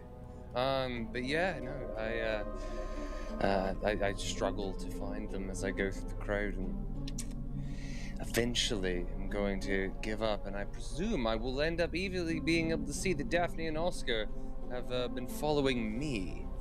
Do you have tracking, or was that what you used? I didn't actually use tracking. I mean, there is tracking, of course, but I have a 10 in that. Yeah. No, I used the spot hidden. I mean, I could try to find some sort of evidence of something. I would ask people, ask for assistance. I presume none of them are able to speak to me, but I will come up to persons and ask them, say, looking for the woman and teenage boy, and describe the clothing that they're wearing. Try to do so quickly and person to person. You get a lot of confusion given that they all speak Spanish. Yeah. That's what I figured. Well, yes. No, I look around, but no, I fear that I have lost them. Oh well, and I will. I hate to give up, but yes, I will turn back and try to head back towards where I lost them at least. Yes. Okay. And do Oscar and Daphne follow? Yeah, if he's coming back, I guess we'll just kind of merge through the crowd and meet up with him. Okay. Yeah, well, something that's, yes, I saw you follow, that's good. I don't know where they are. This kerfuffle, this chaos, have eluded me. Home field advantage. Don't worry yourself, old sport. It's fine. It's fine. We'll find. What was her name? Nira, the witch, wise woman. And he's gonna stop while we're walking past. Is there a guy, like, just some random shopkeeper? He's just gonna lean in and just hold out is it Sols, whatever the money is. Yeah, Solus. He's gonna hold one between his fingers and he's like, Nara?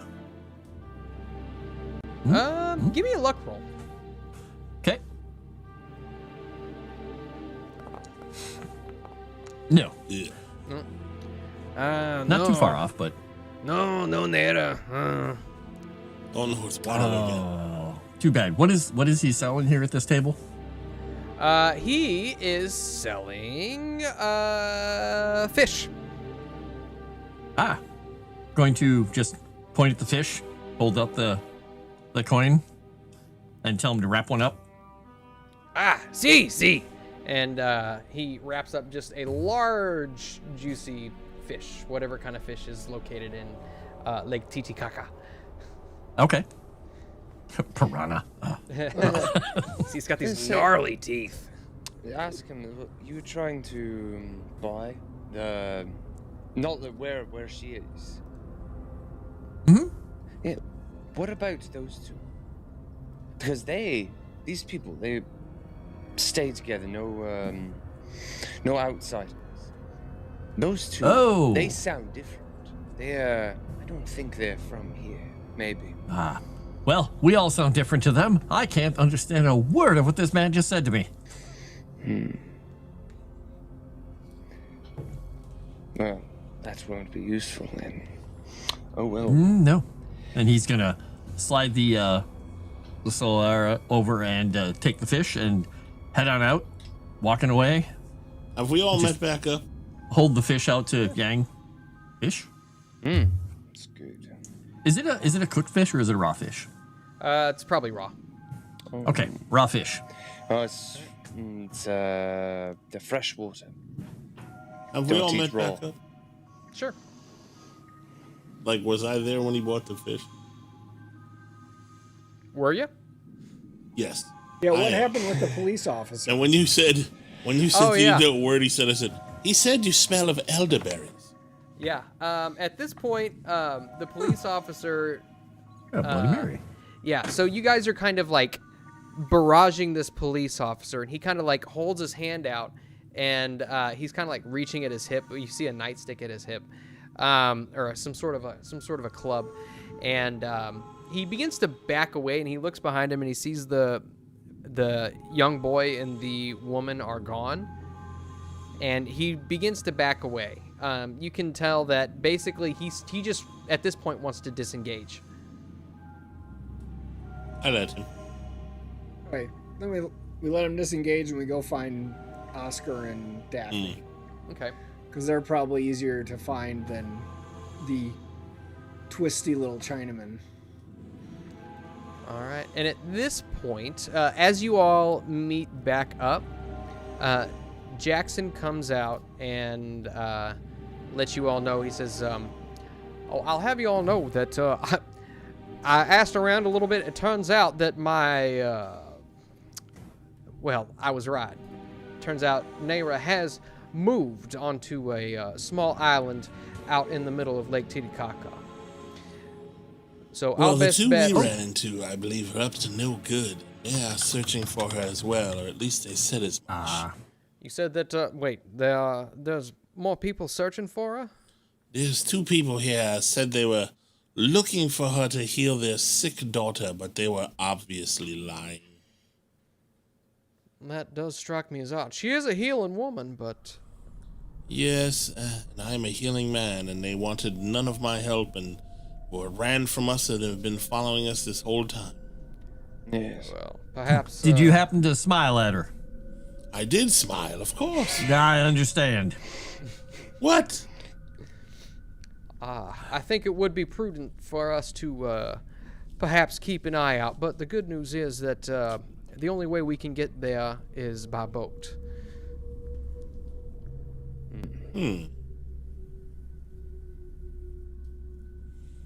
Well, then we gotta find a boat. Where's the boat? Now, there's plenty of boats for rent out down by the water. The question is, do we want to hire someone to take us out there, or do we want to paddle ourselves? Paddle ourselves. Of course. I look down at my arms. I'm not much for paddling. Yeah, and that's a pretty big lake to just paddle. Well, it's not as though she's 25 miles in the middle of the lake. She's out in one of those out there. And you look out and you can see just past, like down the street, you can see the shoreline of Lake Titicaca. And there's a number of small islands that smatter the horizon. And many of them have small cottages that are erected on top of them. He says, that one right out there is where I was told she is located. And you look and you can see that it's probably about a mile out in the middle of the lake. Let's just rent a boat. It's not like we don't have money. And then I look over at Oscar and his cup. But do we trust the person who runs the boat? Well, also, would it not be immoral to involve outsiders in a random person in potentially dangerous things? You mean like the truck drivers? Yes, exactly. They're mercenaries. You didn't seem to care about them. We did not involve them. Well, we're not involving the person who drives the boat either, are we? No, we would hire them, not hire truck drivers. What is the difference? One you acted and one you did not. So it matters if you pay for them if they're in danger or not. You're just enjoying the tennis match. Yes. Well, yes, if you pay them to be in danger, that means you were at fault. You were responsible. If you just know that they are, then that is not your responsibility. That's some strange Chinaman logic, isn't it? No. It's just the observable world. Right, so if someone else put pays someone- for someone you put in danger, you're not responsible for it. But if you paid someone who you put in danger, it's all your fault. Yes. I see. Even though you didn't warn either one, and you put them in danger either way, one you actually paid to put in danger, the other one you did not. But yet, you will put them in danger, and somehow that is less bad. Concern I hear in your voice, Doctor? No, it's strange. It's I didn't just think so. weird logic. Not really. It's just strange logic. It's just strange Chinaman logic. I don't understand it. And he's going to reach in his pocket and he's going to pull out a 50-cent piece. He's just going to hold it between his fingers and say, so if I gave you this to slap Yang in the face, I'd be a bad person. Well, yes, but that's Depends. different. I mean, What if he if I actually gave slaps him in him the face, or if he wanted to just slap him in the face anyway, in which case you're paying him to do something that he wanted to do. Now, I know Yang does not want to slap him in the face, right? You don't want to slap him in the face? No. But if I gave him the 50 cents to slap you in the face, Well, he's already Does he- possessed and himself cut me in the danger, chest several and that would times. be So. you incentivizing. If you incentivize it, then there's your responsibility for whatever befalls him. oh. And he's going to flip the coin around in his hand, and he's just going to look back at the market, and he's just going to say, like this, ding, and throw the coin into the market. You see a couple of kids like tackle each other and scrounge after it. Am I a bad person? Or did I just make one of those kids incredibly wealthy? The danger was minimal enough to make look, it unintended. the lake. And he's just going to walk right on through. Anyway, let's go rent a boat. I'm done with this crazy such a tenement jerk. logic. He's just going to say, You fools. got to admit, I enjoyed it. As you walk away, you hear one of the kids scream out in pain. You look back and you see one of the other kids has got the other kid's arm between his teeth. I would help them, but I don't like these people so much.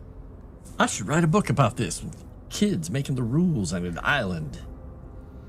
I'm not sure what I'd call it, though. All right. Well, there's a demon Lord of the called Maggots. Beelzebub, who is the Lord of the Flies, which flies come from maggots, and so he would be the Lord of the Maggot people. Accusano, yes. We're back full circle. Wow. Now I feel bad about myself. Thank you. All right. And so you all Wonderful. make your way. Let's find a boat. You all make your way to the lake shore. And easily enough, you're able to find some shack with a pier on it that's got a boat with a trolling motor or something like that for rent. Easily enough, and it's well within, especially your spending limit, Oscar, if that's something you're wanting to do. If they require me to, but I mean, if nobody brings it up, I'm just waiting for Elias to. And if you don't do anything, Elias will fork over the cash. I tell the boat drivers, by the way, I was like, I don't think this is going to be a dangerous trip, a little boat trip here. But if it is, it's the Chinaman's fault. And I don't understand a word of that because I don't speak Spanish. I'm enjoying every moment of it. With that, Jackson looks over at you and says, they're telling me that we can just rent this boat. If we want to hire a pilot, then we definitely can, but it'll be a little bit extra charge. But do you know how to fix a boat engine? There's an engine? Well, let me check my skills and see if on a scale of 1 to 100. Engines, though, in Lake Titicaca. Sure there Spain are. had an engine. Because why not? Oh, okay. It's a paddle boat with little pedals. Swan head on the front. Let's see. He says, I've dabbled with some engines before. I know my way around a spark plug. And he's going to just put his hand aside, obviously not making an attempt to not let anybody hear him, just say, to make the doctor feel better, we probably shouldn't take a pilot, because if we get there and the pilot leaves, they take the boat, leave us out there to die on an island. We don't want the doctor to be worried about that. This way, we'll all be on the island together and nobody can steal the boat. Fair enough. Hope. Sound logic there, Mr. Nash. Sound logic indeed. How come Oscar is always the most intelligent one in the group? Street smart, son. Reverend Doctor, son. All right. And He's kind of grimaces. Thanks, Daddy. And so you all set out on Lake Titicaca. Still got the Animaniac sound in my head. Animaniacs.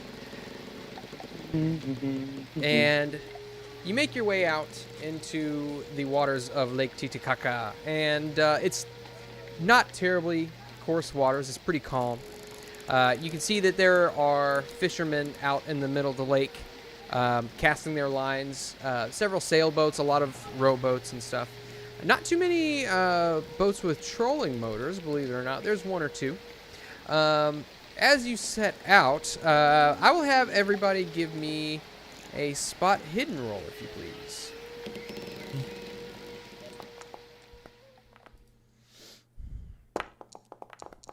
Oh, you don't roll Because we're against coming me. to the end, I'm going Now I to feel- use a bonus die.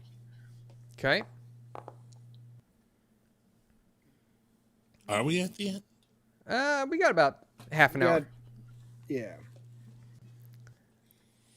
Let's see. Oh, dear. Oh. Okay. So as you guys are, After he took a nap in the boat. you get a little ways out into the water. And as you are making your way out, you kind of look back and just peer across kind of what's going on at the shore. And you can see what looks to be a middle-aged woman and a teenage boy looking out at you. Where are they? On the shore. Where we're headed? The island we're going to? On the back where you came from. Okay. Oh. And as this is all happening, maybe one of you points it out. Daphne, you get up, you kind of crane your neck to look about. And at this point, you trip and you fall into the lake. Oh, no. Well, isn't it just my luck? Oh, my writings, my drawings, and everything. My ink is falling out. It's being one with the water. Klaus will reach for her to try and not catch her, obviously, because she fell in the water, but to reach for her to see if she can grab his hand. Oscar is not helping, but moving to the opposite side of the boat to try and balance out the weight. Smart move. Easily enough. The waters are very calm. The boat isn't moving too terribly quickly.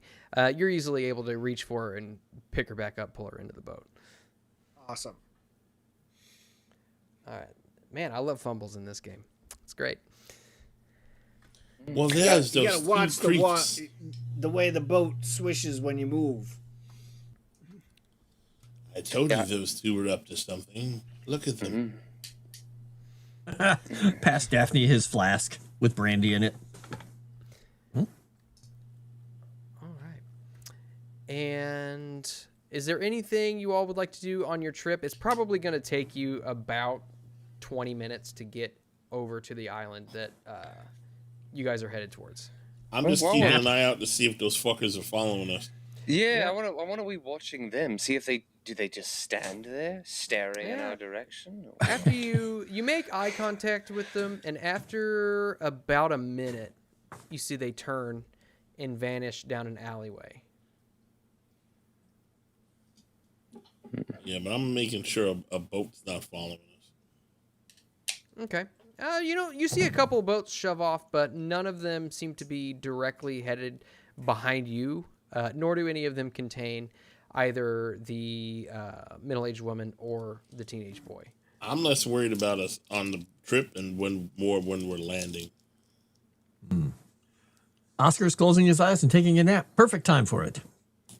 Yeah. What time of day would you say it is about now? We'll say it's probably getting to be mid-afternoon, 3 o'clock, 4. Does it look obvious which island we're heading to? Or can we, throw them off? I mean, you can kind of give the boat a little shimmy if you'd like. If somebody's watching you the entire time, it's possible that they will end up seeing what island you would eventually How far land can on. can they see the whole way there? Oh yeah. It's only a mile. Oh. Yeah, because you could clearly see the island from Puno.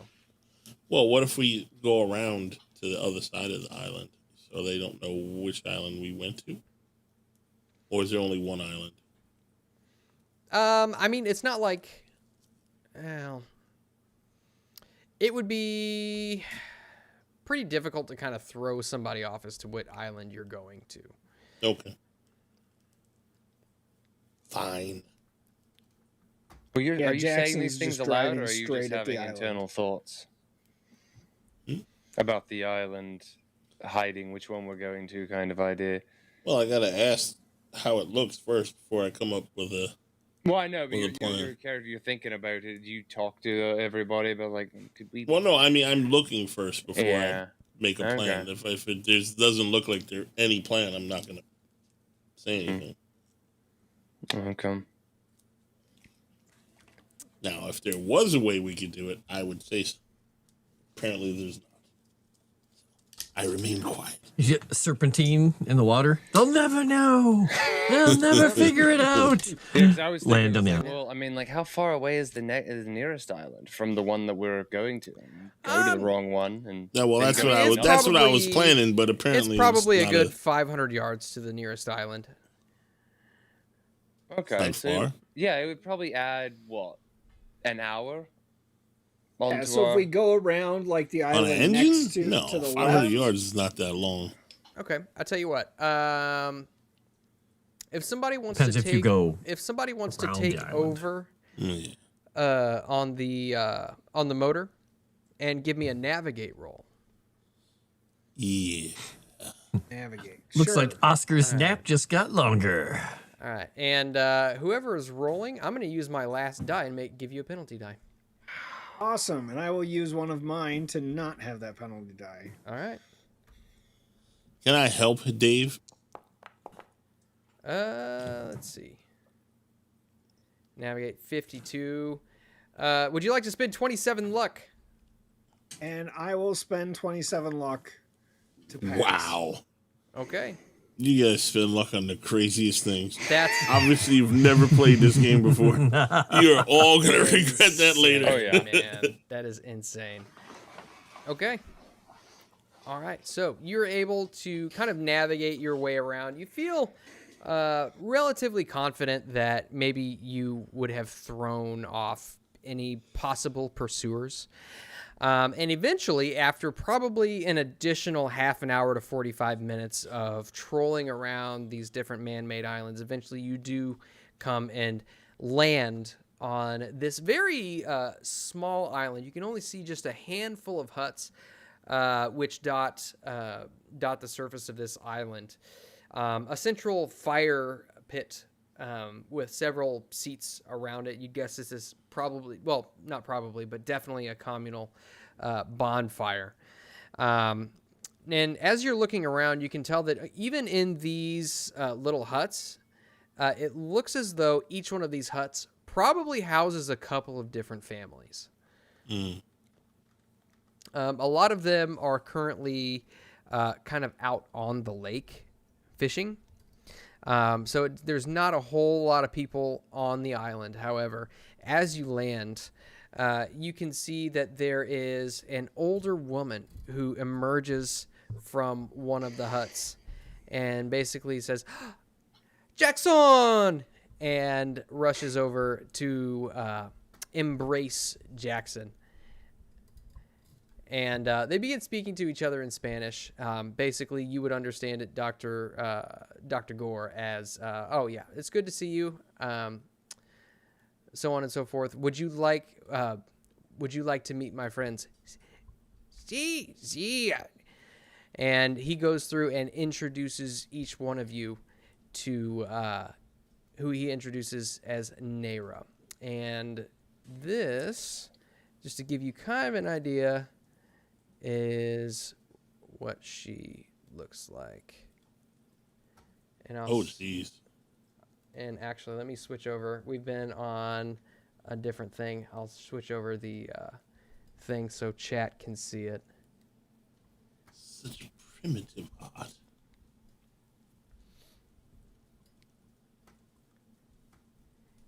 And she says, basically, and from here on, I would assume that either Dr. Gore or Jackson will translate for everything that she says. But she basically says, come in. And she invites you into her hut. And you look around, and you can see that there's all kinds of, like, tapestries and such. You can see that there's a table with a mortar and pestle and all kinds of different very primitive implements that would be used for, like, making medicines and tonics and things of that sort. And you see that she kind of wanders over to the other side of the room and grabs a bag, pulls something out of it, looks a little bit like jerky, and comes over to Klaus and says, and holds it out and basically says, eat. She says you look hungry. Yeah, before any of that, I'm like, "Miss, do you know?"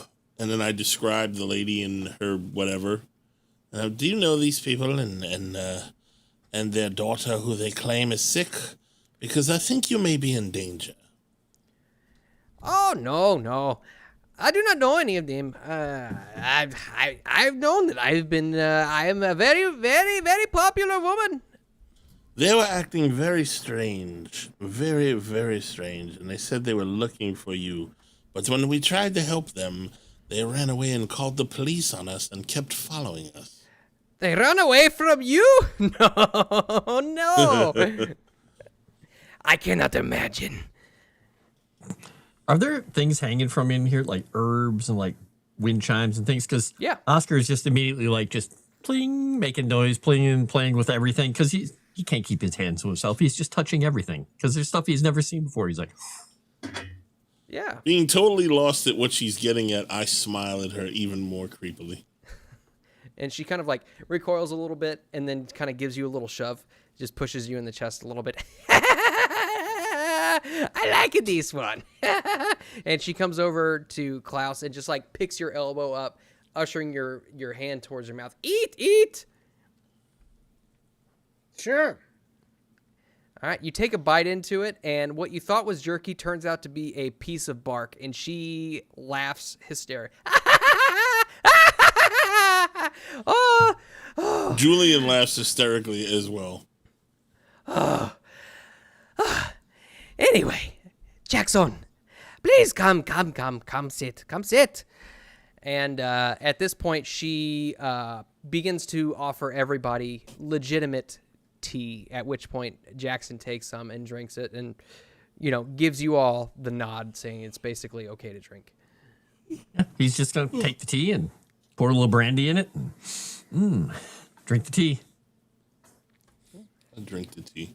Yeah, drink the tea. It's very herbal. There's a bit of an earthy taste to it, but it's also you can taste that it's got some mint to it as well. It's quite nice. Now, if she offered cookies as well, I'd be afraid. Yeah, she doesn't have cookies, but it's the tea itself is very refreshing. You feel very invigorated by it. Magic tea. Look over at Daphne. Warmer? As she's soaked. Oh, I think she's gone. She went away. She found away. No. She's there. She's there. No, my mic wasn't working. I'm doing my best that I can. Is it cold out, Moss? It's definitely cooler than it was in Lima. You guess it's probably somewhere in the 60s. Yeah, if you're wet in the 60s, it's not going to be good. Yeah. Oh, you are cold. You are cold. Here. Just need to dry off. You see that Nera goes and she fetches a blanket from a corner just somewhere in her shack and wraps it around you and pats you on the shoulders. Daphne says, Good. Yes, thank you. This is such kind hospitality you offer. De nada. And she goes and she creaks down. You hear her knees crack as she goes and sits down on a chair on the other side of the room. And she says, now, please, tell me, what brings you to my humble hut? Karasiri. Is that you say Karasiri to her? Mm-hmm. Karasiri. And she gets a bit of a look on her face, a dour look on her face. The Karasiri. See. Yes, the Karasiri. White man in wide brim hats, carrying long knives, perhaps to cut the fat from their victims. What about them? Horrifying. You see, she leans forward very quickly. What about them?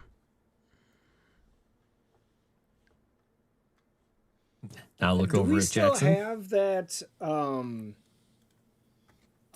that message from Figueroa? I would assume so, yeah.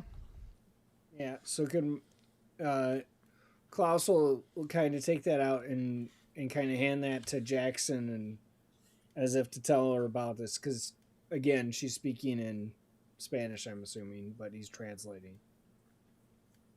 Okay. I'm sorry. You said you handed over to her, or you tell her the story. I hand it over to Jackson as if to tell her the story. Okay. Because there's no sense in me telling the story and then Jackson translating the story, right? Okay. And the letter's in Spanish as well, so it's not like I can read the letter, you know. I think it's strange that she said cut out the fat, like with a knife. After we know that they're kind of like a lamprey or something, sucking out the fat. If you want, you can give me. I mean, are you looking for like psychology or? I'm just trying to gauge what she knows. Okay. It seems she doesn't fully understand what these people are. You would guess that she's very familiar with the folklore of it. But let me see.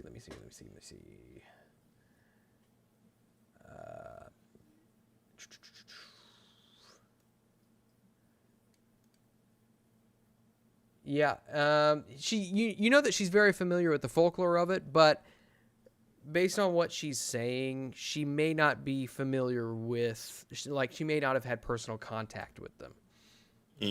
Okay. She says, the Caraceri are known throughout all of Peru and Bolivia. Although their names and descriptions change from region to region, the typical Caraceri is a tall white man, wearing a wide-brimmed hat. They butcher people and remove their fat, or may even drug their victims and extract fat using strange tools or magic.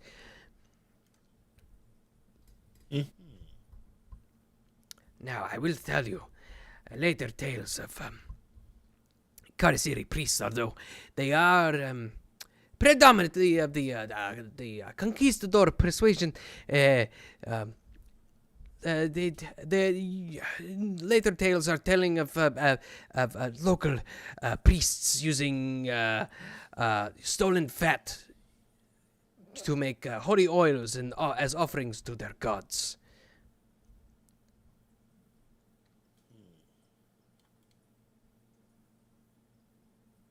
Who are their gods? Who are their gods? It is El Padre de los Gusanos, of course. Now, I am not particularly familiar with the practices of their god per se, as I've not been to the ruins myself. But I can tell you about this pyramid that Jackson has asked me about on more than one occasion. Yes, well, that's where we're headed. We need more information on how to get there. Yes. It all started with an ancient evil god that fell from the sky and landed in Lake Titicaca. It crawled out and brought hunger with it, devouring all it touched. The trickster hero, Ekeko, told the evil god where the most nutritious food could be found underground, showing it tubers and grubs. Ekeko convinced the god from the sky, tempted by the food, to crawl into an old armadillo burrow. He then placed the stones over the burrow, trapping the god below. Ekeko told the people that this was now a sacred site and had them build a temple over the top of it, binding it in place with spells worked in gold. The god that fell from the sky still lives underneath the temple to this day, and those who know of it are wise to avoid its tomb. And consequently few, if any, people from Puno or any of the surrounding area go anywhere near the pyramid, and it has largely become a forgotten site.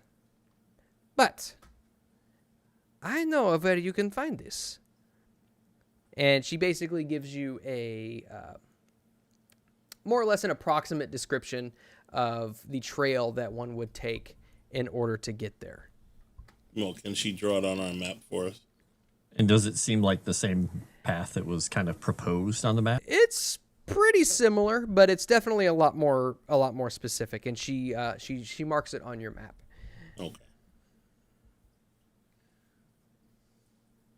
Well, you heard that, boys and lady. Apparently the god lives under the ground. Trapped in an and armadillo. it's still there. So apparently, the part of the thing we have did not free it, according to her. Anyway. Well, she speaks of, says that she doesn't know much about it. Well, that's clear, but I wonder if she's correct that it's still trapped down there. Well, if it breaking the ward allowed it to, get a little fingers through the hole, so to speak. It sent its little babies and minions out. Well, do you think that what her faced was not the full thing, just a part?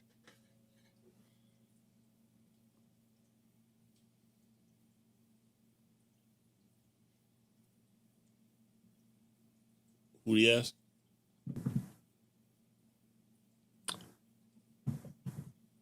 Did we lose you? Maybe we did. Who did you ask? I'm hoping that I'm hoping that the ward was just one piece was removed. Well, that's what they said. Yes, let's hope the rest kept it in there.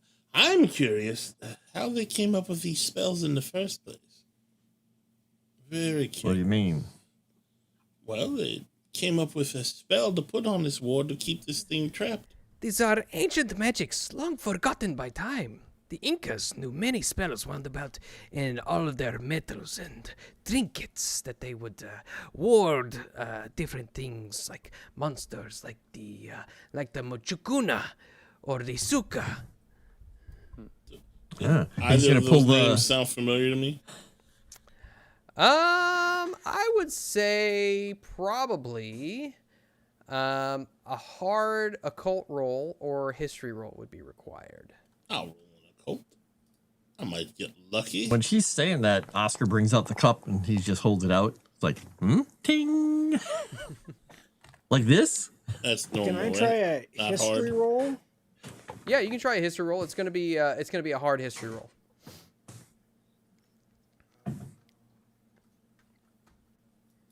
Hard history roll, and I'll use a bonus die. Wow. Oof. That sucked. That's way too much luck. Yeah. Oh, I think did you use a penalty die? I set it at hard difficulty. Oh, okay. Yeah, unfortunately, these are very eclectic names which you don't necessarily recall from any of your studies. Perhaps they are just the legends are just too obscure and very tribal and very select tribes in Peru and Bolivia use these terms. But she would go on to explain that wanderers should be very wary of the remains that they find in caves and mountainsides when you travel that way, as these could be the sleeping Machacuna, creatures made from bones. By day they work the fields and fertilize the crops. Some believe this to be penance for the sins the Machacuna have committed in life, as though their efforts and labor may regrow their flesh anew. Not necessarily dangerous, they may seek out humans willing to give them food. But the wind that follows them, which is reputed to bring disease and bad luck, may befall you. And this... What kind of food do bone things eat? That remains a mystery. Perhaps they eat the same food that you and I eat, thinking that their human form will return to them if they eat on the food. Another thing, they tend the fields.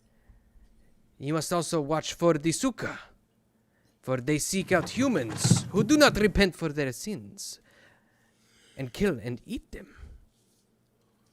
Perhaps the Suka may be related to the Karasiri, as they are but bones, much like the Mujucana, but much more benevolent. Well, good thing we have a priest with us to wipe our sins away. See. I pray that your Only if God you may actually find favor confess with you. your sins. Yes, well, I don't actually believe in all that, but I think it's curious.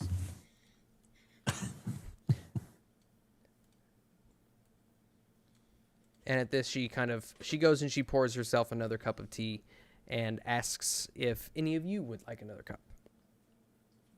Yes. Definitely. Sure. All right. And then goes One more and done. brandy. And you all have a little bit more tea. Do you have any further questions or anything for Nera? Do you have any protective magics you could pass on to us before we go?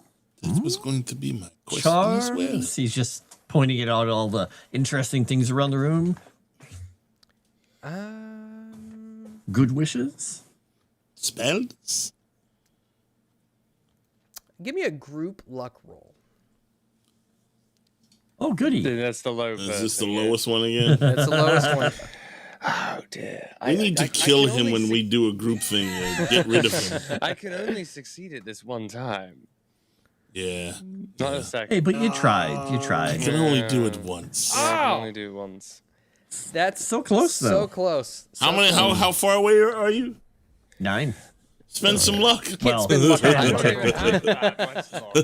That would, oh man, how would that work? They'd bring it to 0 and then math. She says, "Oh no, there is nothing I can do to protect you against the Karisiri. They are evil incarnate." that's heartening. Excellent. Let's head off into the jungle, folks. He's very happy. He puts a little extra brandy in his tea. I mean, to be fair, we kind of knew that already, didn't we? After what we've seen. Well, what do you mean? No, because you says nothing. You can't make something like a piece of gold that has little markings on it, and She said that it was long forgotten magic, Chinaman. Yes, but I'm saying there is the ability. Could she not try? Long forgotten. You should try something. Yeah, circle, circle, dot, dot. Now you have a cootie shot. Yes. That's something. Yes, I like this. This is a good idea. All right. And so you all go on. Jackson and Nera continue talking. She talks about the beliefs, according to the Incas anyway, about how Lake Titicaca is the birthplace of humanity, and how the lake itself is a goddess, the Mamakota, or Mother Water, and goes on about other folklorish topics. By the way, those of you who are missing hit points, you do regain 3 hit points, as it has been 3 days since you set out on your journey. Since so we got the 1 hit point for the night we slept at the beginning, and then we got 3 more for up until from then. Correct. So 4 total this session. Correct. All right, cool. How hurt were you? Well, that finally gets me to full hit points. Oh, okay. All right. Let me check something right quick. So we got to Puno on the 23rd, right? Correct. Mm-hmm. Okay. And it's still the 23rd. It is still the 'Cause- 23rd. Mhm. Okay. I miss Walter. Protection magic. Well, there will be plenty of magic spells for you We'll to see. learn, perhaps. However, as all of this is occurring, Nera eventually stands up. Her knees creak once again. She kind of straightens out her back and grabs a long stick that's kind of been leaning up against the wall. She says, my old bones, I need to stretch them out. I must go take a... I should go for a walk. I will come with you. All right. And do the rest of you follow? No. Yeah, get up from that and, play with the things as he goes past again. Cling, cling, cling, cling. and head outside to get some fresh air. I'm gonna go outside to get fresh air, but I'm not gonna walk with him. Yeah, he's gonna walk because he likes walking. It helps him clear his mind. I keep my hand on my shotty. Okay. Sounds good. And as you all... Here, let me check something real quick.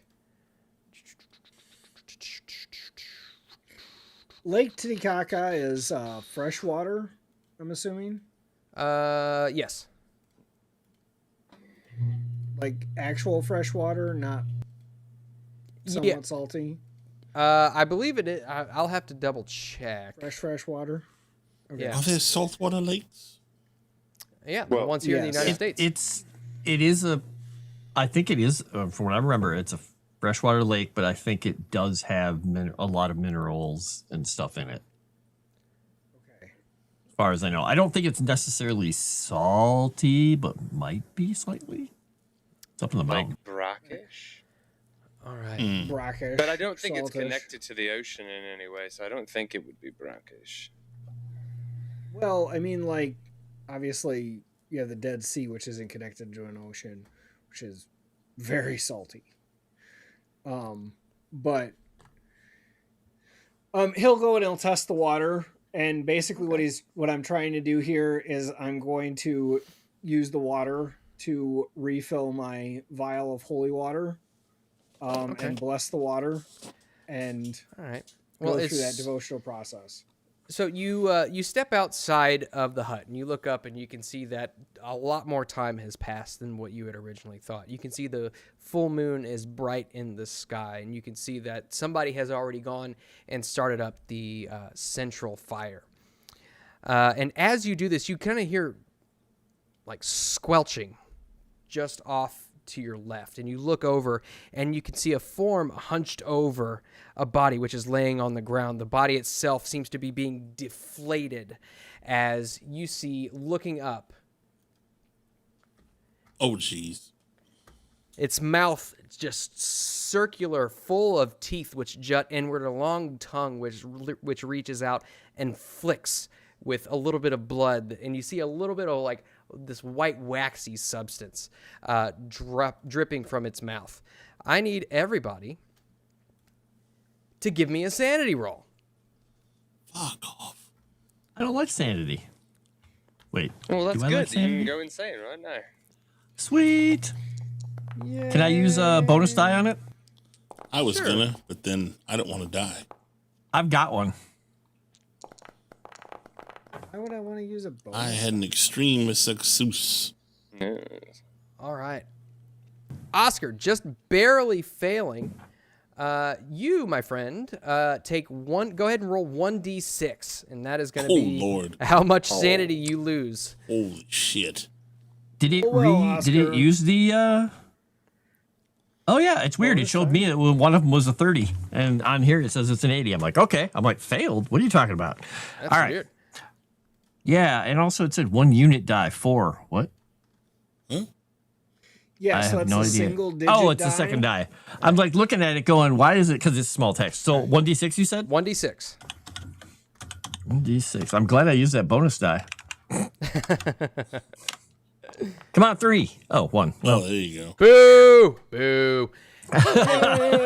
he's like, I'm glad I had so much tea and brandy. Otherwise, I'd be terrified of you right now, sir. And as this is all happening, you see another one come out from around the other side of another hut. And you recognize the face of Luis de Mendoza. And we'll pick back up there next week. Well, I guess circumventing the island didn't help. Well, they rolled for it, and yeah, unfortunately, they found you. The police are looking for you, sir. Back away. All right, so let's get back to it, and we're going to go around the horn, and everybody can let the chat know where you can be found. Let's start off with Nomi. Tag whoever you like, and leave me for last.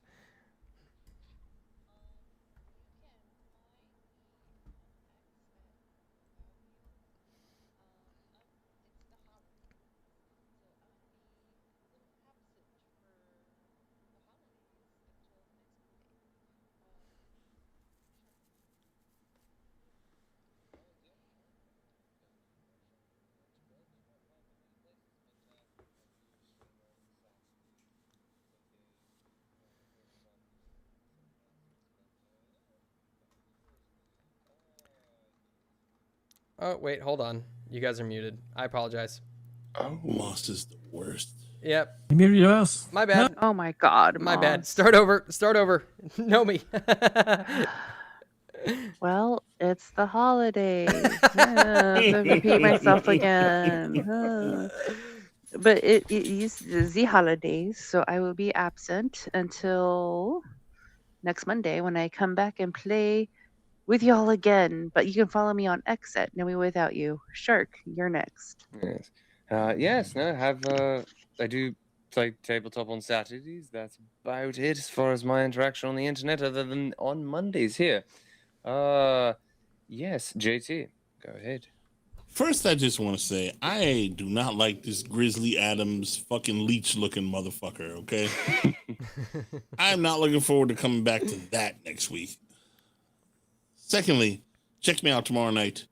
Moonskull, Seasoned of Ghosts. It's fun. I play a Kung Fu Orc. Check it out. And then I will pass it to Tarkin. Yes, Tarkin is here, the bestest dog, and you can check me out on Sunday afternoons on my Kick channel, where I do a Sunday follow-up. You can also catch me this Christmas, as after following my Christmas Day services, I will also do a Christmas Day follow-up that afternoon, probably at 1 o'clock Central Time. And I will pass it to the wonderful, illustrious wizard himself, the Catfolk. Wow.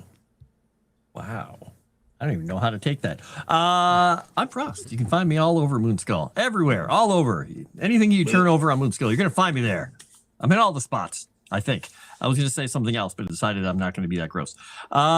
You can also find me over on Tales from the Dragon's Tavern. We're having a heck of a lot of fun doing some other stuff over there.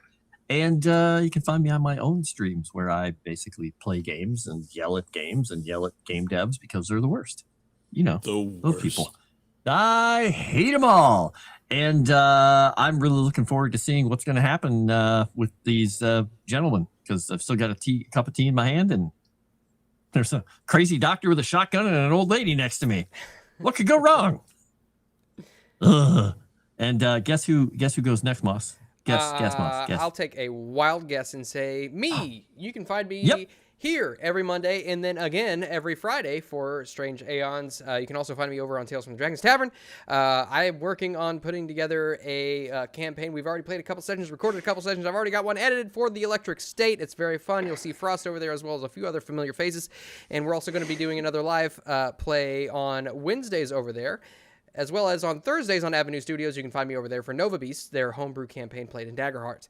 And if you haven't subscribed to this channel, please do so immediately and like the stream. Wait till the stream is over and comment. Leave us a comment because YouTube algorithm likes that. And just let me know why I am your favorite Keeper of Arcane Lore on this channel.